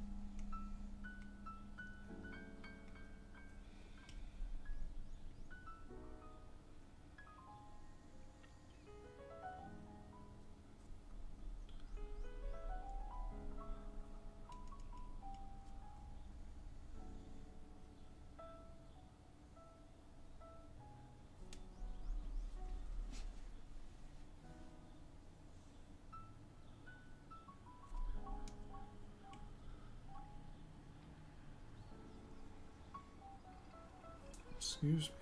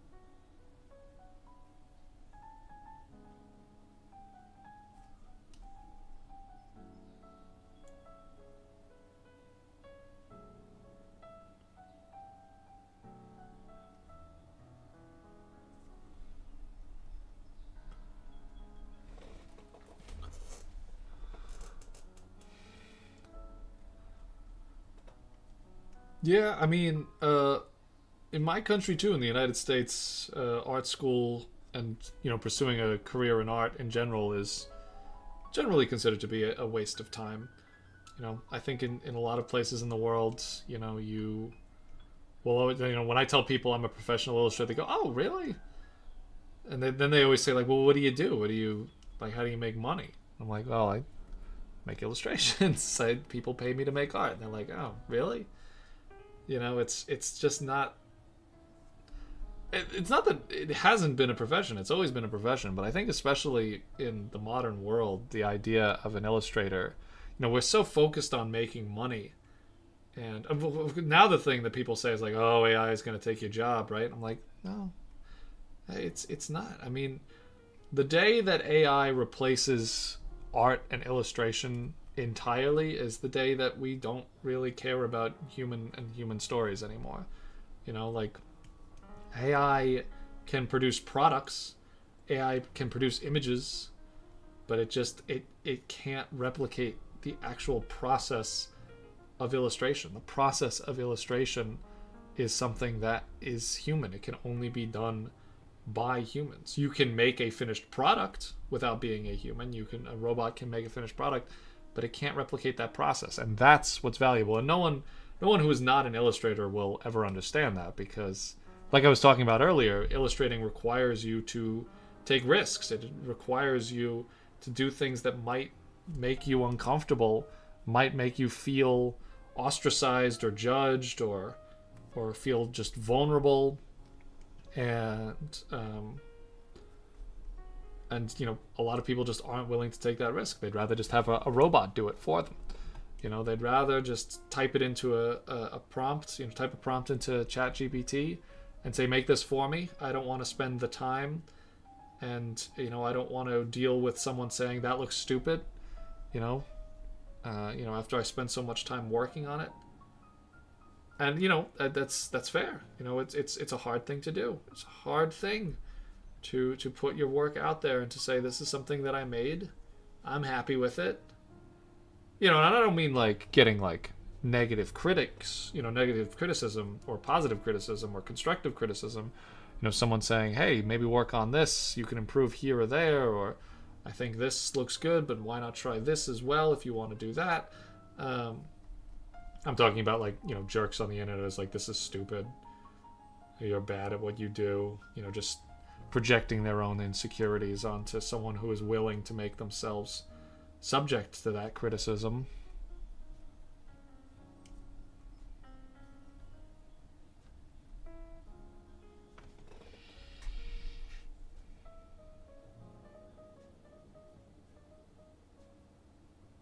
Speaking of which, I'm subject to my own criticism right now. I have a problem with this. I think it's because I have too many different kinds of shapes. I have these like almost like osteoderms going on down here. But then this looks like, I don't know, like xenomorph plates, and they don't gel well together.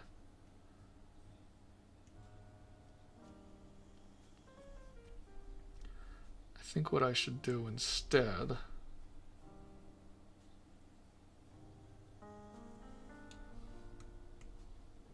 is just make something that looks more like horns.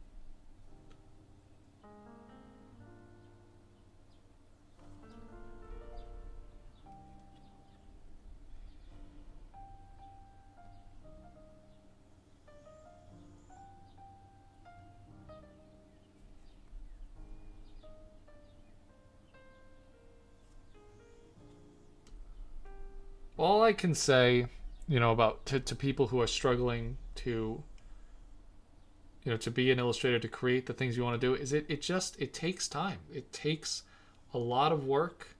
It takes a lot of time. It takes a lot of self-reflection. It takes a lot of, doing something and saying, I don't like the way this looks. and being frustrated with it, and then drawing it again and saying, I still don't like the way this looks, and being frustrated with it, and then doing it again and still not liking the way it looks and being frustrated with it, and then doing it again and then being happy with it, but then a month later you're like, actually, I don't like the way this looks. And it's just, it's a process. Making art is a process.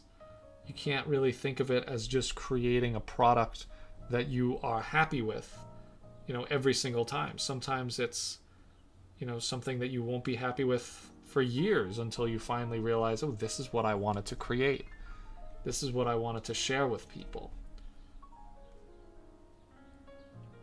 And some of it, comes from, actually studying, skilled illustrators. Some of it comes from like really disciplined training and education. And some of it just comes from understanding yourself and how you work and how you think about things. And you can't do that with AI, because AI doesn't understand you. AI doesn't know what's going on in your head. It can try to create it for you based on what you tell it, but if you don't understand yourself, you're not going to be able to describe to a machine what to make for you. It's hard. I think a lot of people assume that illustration is something that just comes easily to people. Like, oh, you're talented. You were born with that ability to do that. But really, the only difference between someone who, is good at illustrating and someone who is not good at illustrating is just a commitment to learning how to do it. That sometimes takes years and years and years. I mean, I've been drawing dinosaurs since I was 5 years old.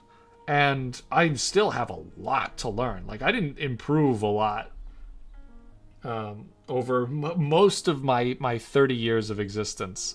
I was not doing a lot of improving. But I stuck with it because, I don't know, I liked it.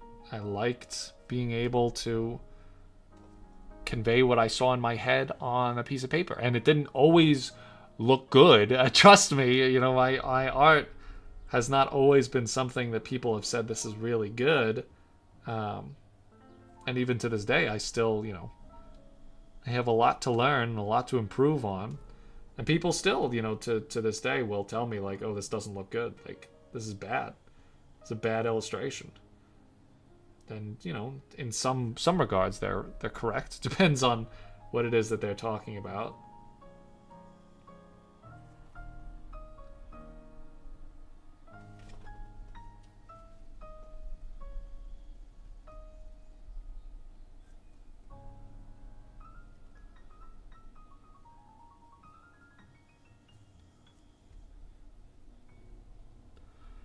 Hell yeah, just finished the jointed prompt. Might be one of my favorite illustrations I ever made. Love to hear it.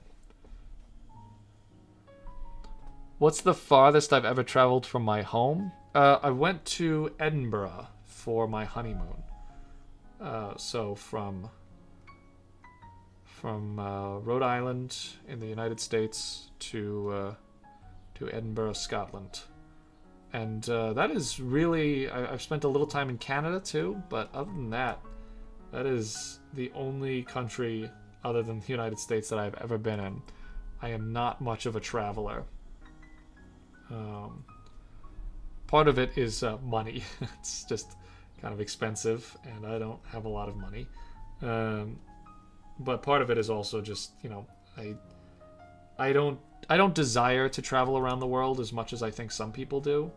I would love to go to Japan and China and different parts of Europe and see all kinds of cool and exotic animals and learn about, see all these cool I love historical sites. I'd love to go to some place that has a lot of human history to it. But not that much. Not enough that, like, if I had the money to travel, I would spend it on travel and not on something else.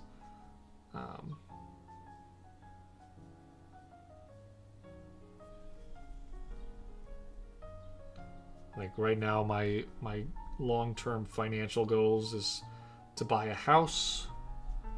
I'd love to own. Well, we do own the condo that we live in currently, but it's not a house. It's a one-bedroom apartment, and it's nice. It's equity. It's something that I own. It'll accrue in value over the years, but I want to start a family, raise a family, and I do not have the funds or the space to start a family where we live right now.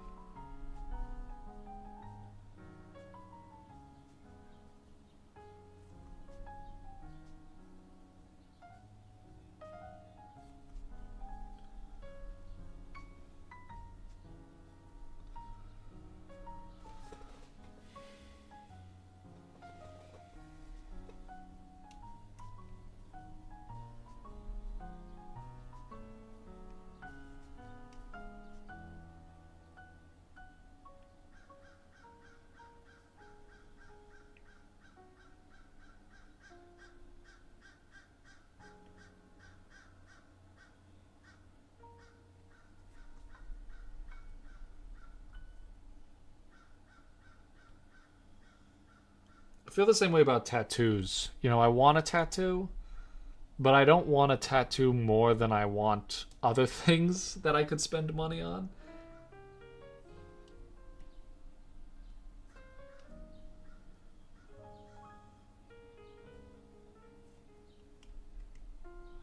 The other thing about traveling is it makes me nervous. I really don't like flying. Again, if I was like a bajillionaire, maybe I could get like, some better seats on an airplane, like fly first class or something. That would be kind of nice. So I actually have room for my legs. You guys might not know this because I'm only ever on camera up to about my shoulders, but I'm very tall, and it's really uncomfortable for me to sit on a plane for more than 3 hours. It would be cool if I could fly more comfortably. But also just like getting to an airport and making a flight, I find that incredibly stressful. Even if I'm flying somewhere nearby. I mean, if I'm going somewhere nearby, I would rather take any other mode of transportation. I'd rather drive, honestly, than fly. I'm not really afraid of like the plane crashing or anything. Like once I'm on the plane, I'm a little more relaxed, but then I'm physically uncomfortable because I can't. My knees are crunched up in the seat in front of me.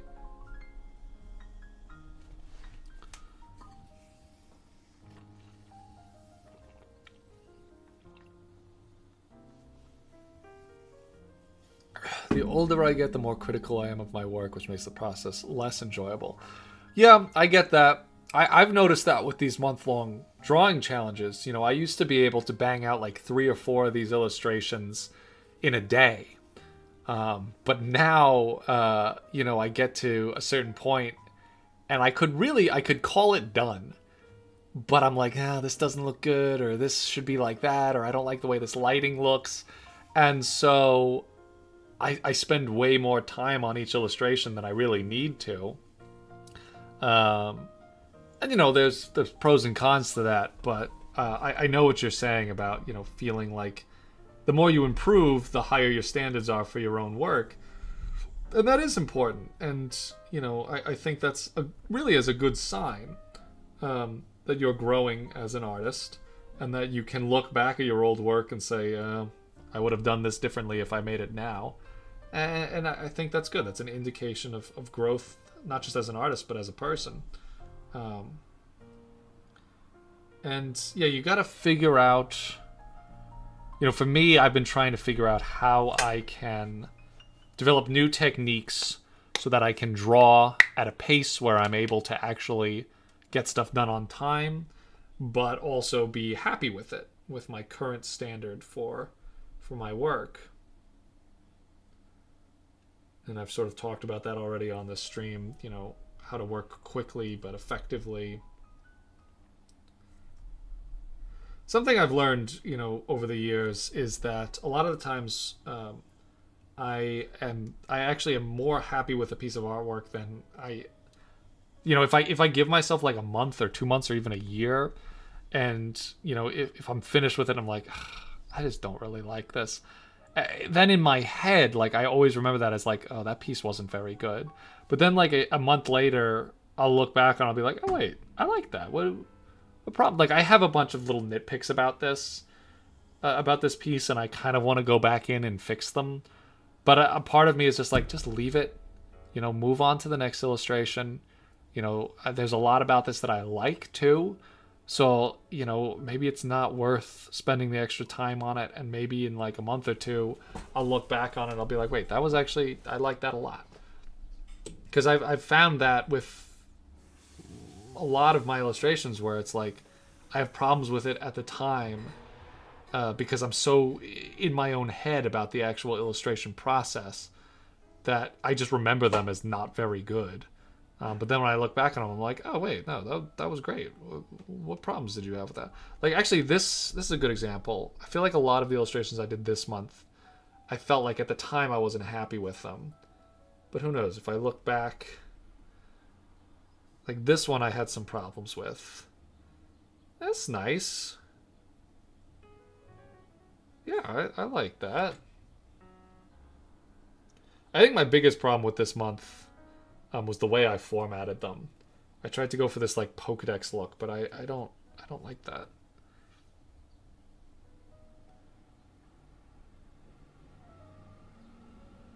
This one I was happy with at the time, and I'm still happy with it. I like that one. This one I had a problem with. Yeah, this one's a little messy. These ones I did I?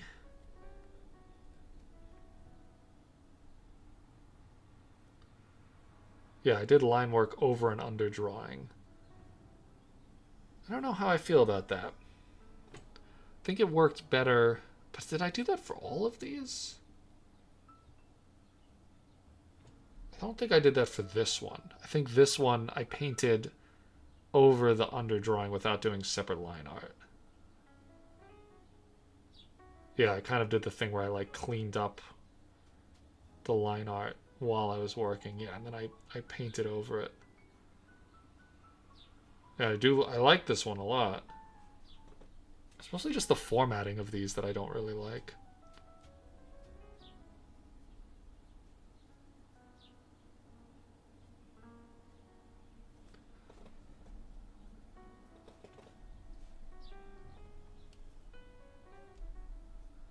Someone asked me earlier on in the stream, do I like the line work look more or the painterly look more? And I kind of said I like both, but I like to be able to describe. I wish I could describe shape and light and color better without line work, without relying on line work. But like, I'm looking on what I'm working on here, and I like the way it looks. I like these lines. I think I like messy lines that leave a lot of room for, a painting underneath them or on top of them, for that matter.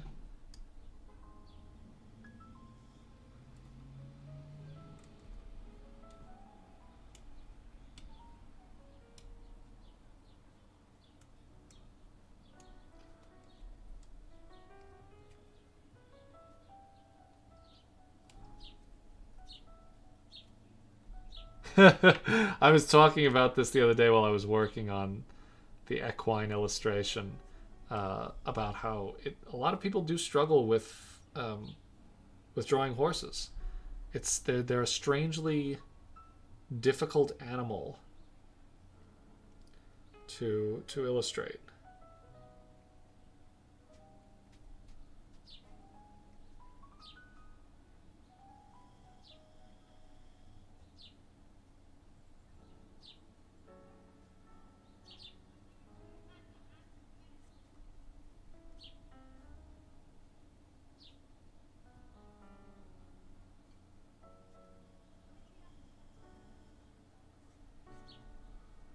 I think a lot of it is just like, if you're not used to drawing horses, they're tricky, but like, some people draw horses every day, so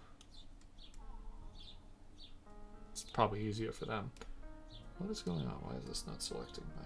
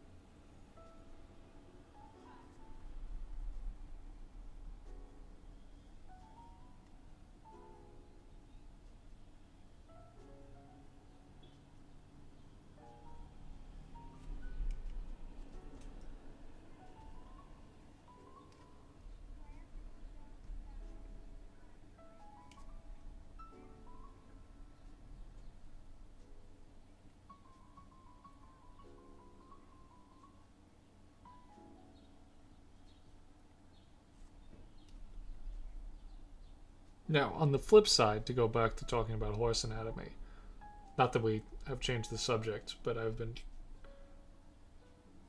continuing the conversation in my head because I'm weird like that.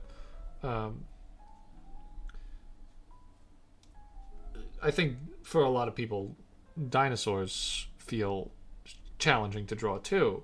I think the difference is it feels easier to simplify and abstract a dinosaur.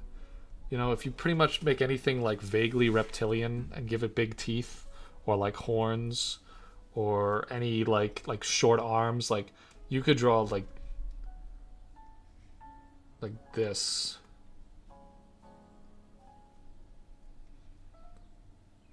And like someone would call that a dinosaur. But like I was talking about this the other day, like if you try to do a horse, I feel like this is I know it looks so weird. What is that? Then you do this. Yeah, that's a horse. You could tell that's a horse.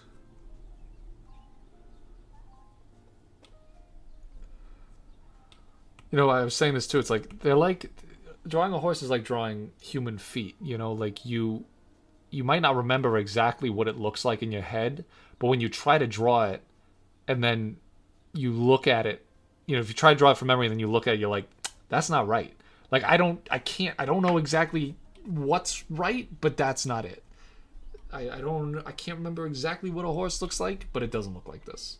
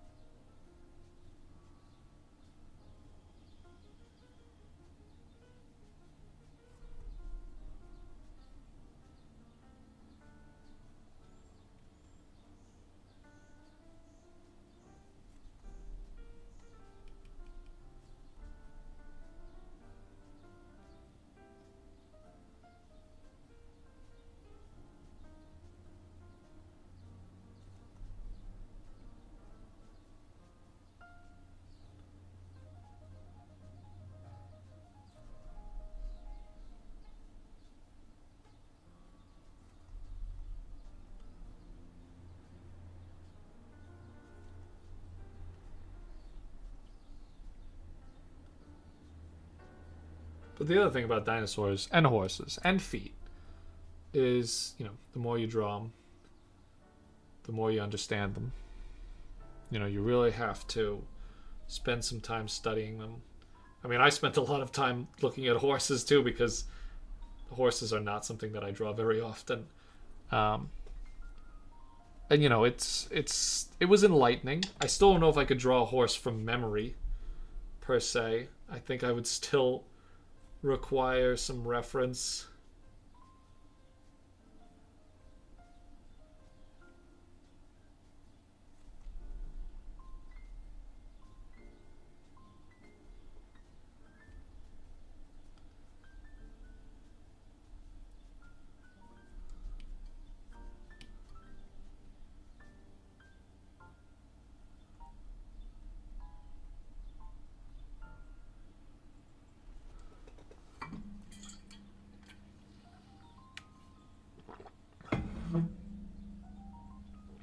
There are birds on my end. Yeah, there are birds like right outside my window. I think there's a nest in a tree right outside my window. I can't quite see them, but yes, there are birds flying back and forth from my window. Have been for the past month or so. I would close my window, but it's got a fan in it uh, because it gets hot. So that makes it a little impossible for me to close the window.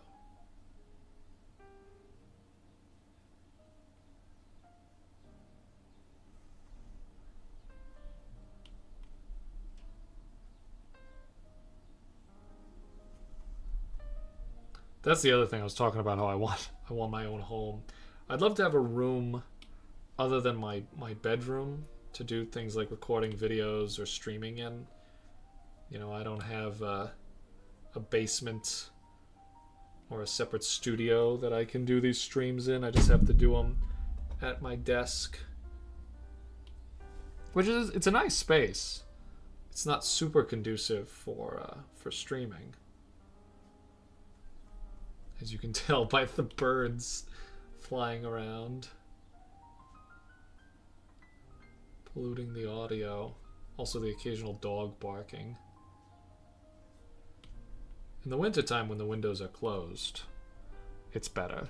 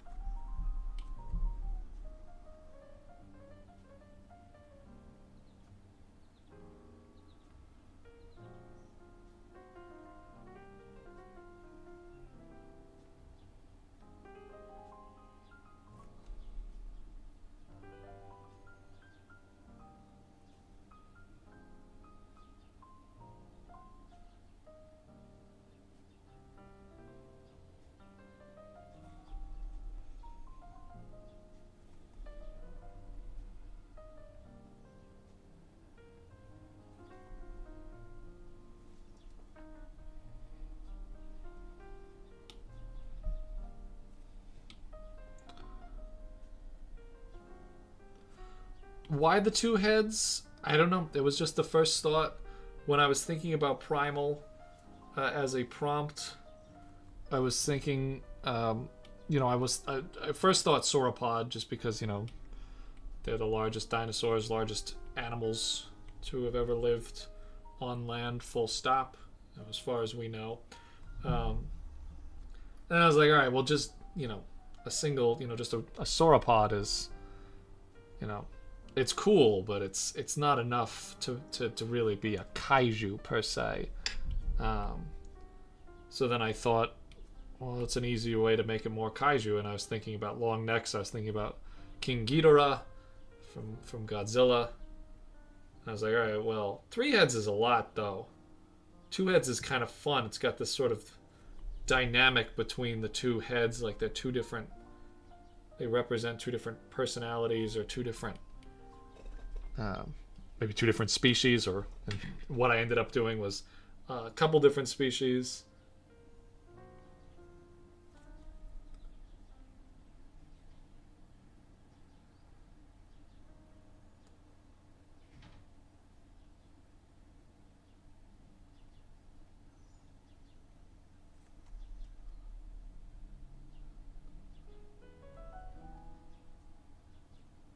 And now I have this opportunity to like mesh in a bunch of different dinosaur features.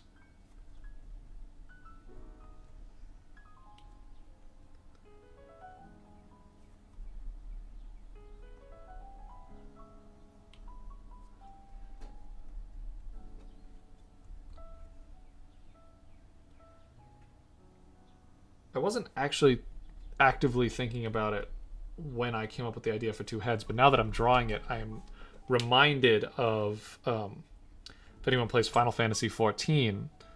Whoops, that's Discord. Um,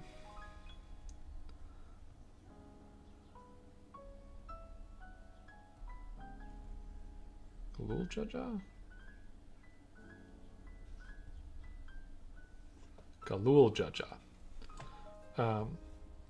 This is a cool character that has a head of wisdom, a head of reason, and a head of resolve. And well, there's also Bakul Jaja, who also has a head of reason and a head of resolve. And it's cool because it's one character, but it's one body, but it's two characters. The head of resolve is kind of brutish and direct and very vocal and angry and aggressive, and then the head of reason is a little bit more calculating, a little bit more quiet, and they sort of balance each other out. And I really like that. Bakul Jar Jar. I like that, and I'm kind of it's sort of unintentionally happening with this, where it sort of feels like one is like the carnivore head. It's violent, it wants blood, and then the other head is the herbivore head that maybe is a little bit more fearful, just trying to survive. But I like that dynamic between two heads as opposed to three. Also, three heads would just be 1/3 more work. I don't know, I pictured two heads. I guess also because three heads would make it look a little bit too much like King Ghidorah.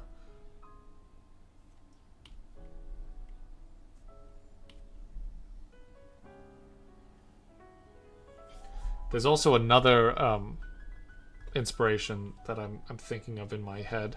It's a Magic the Gathering card.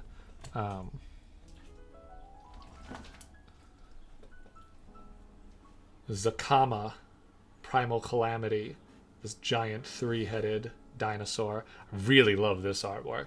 But it's just kind of a cool way of like combining mythology and paleontology. You know, this giant, almost god, three-headed dinosaur. I really like this guy. And this card in particular, love this artwork. I have this card. I own this bad boy, and one of my favorite cards that I own. It's also really good in my Dinosaur Commander deck.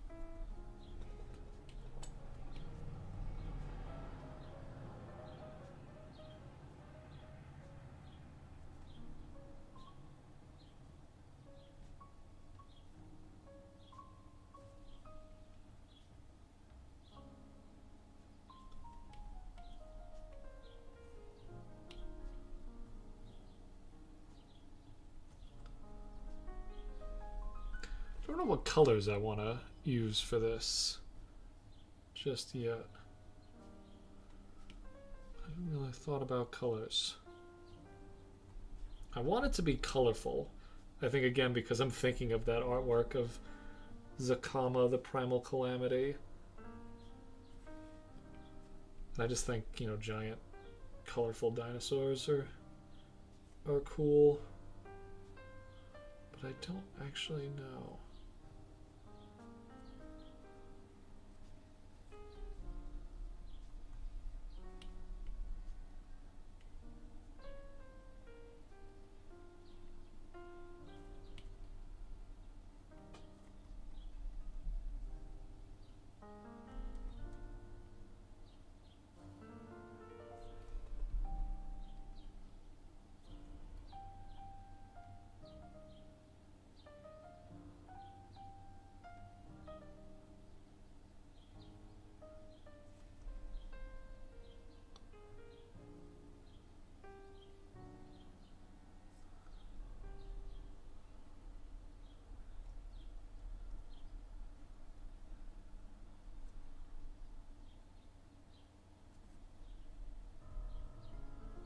Jewel tones would be nice. Some reds and blues and greens.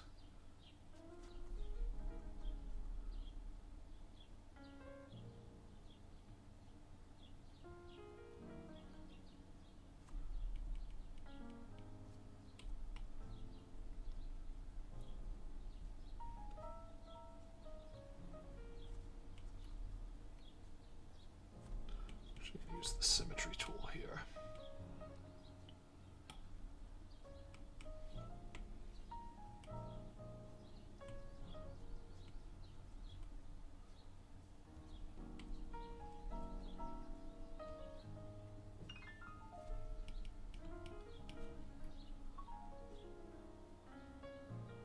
I want to bring the Art Deco motif.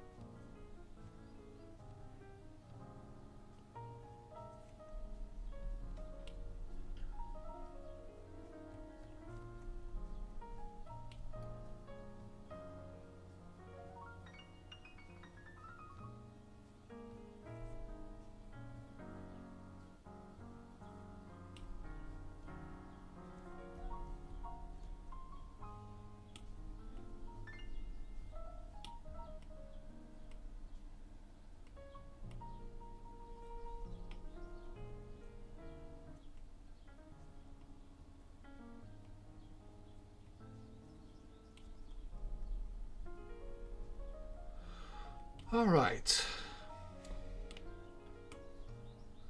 So that's that done. Now, I've made some good progress today. I'm pretty close to being done with all 7 of the first week of Kaijune. Well ahead of time, if I may say so myself, which means I have time to put together a video. Now, this obviously isn't done yet, but I am, unfortunately, going to end the stream here because I want to take my doggy for a walk. Now, I'm not sure if I'm going to stream tomorrow. I might work on putting together a video tomorrow, which does not make for a very good stream. So, I will stream again on Friday to make some more Kaijus. But until then, if you are joining along with the Kaiju Challenge, best of luck to you. I hope that you don't exhaust yourself with all of the work, because it is a lot of work. And if you do feel exhausted at any point, give yourself a break. You don't have to do every illustration every single day for the entire month. And just enjoy it. Really try to get something out of it that's positive and that makes you feel like you're growing as an artist. But thank you so much for watching today's stream, or VOD if you're watching it afterwards. And I'll see you in the next one. Peace.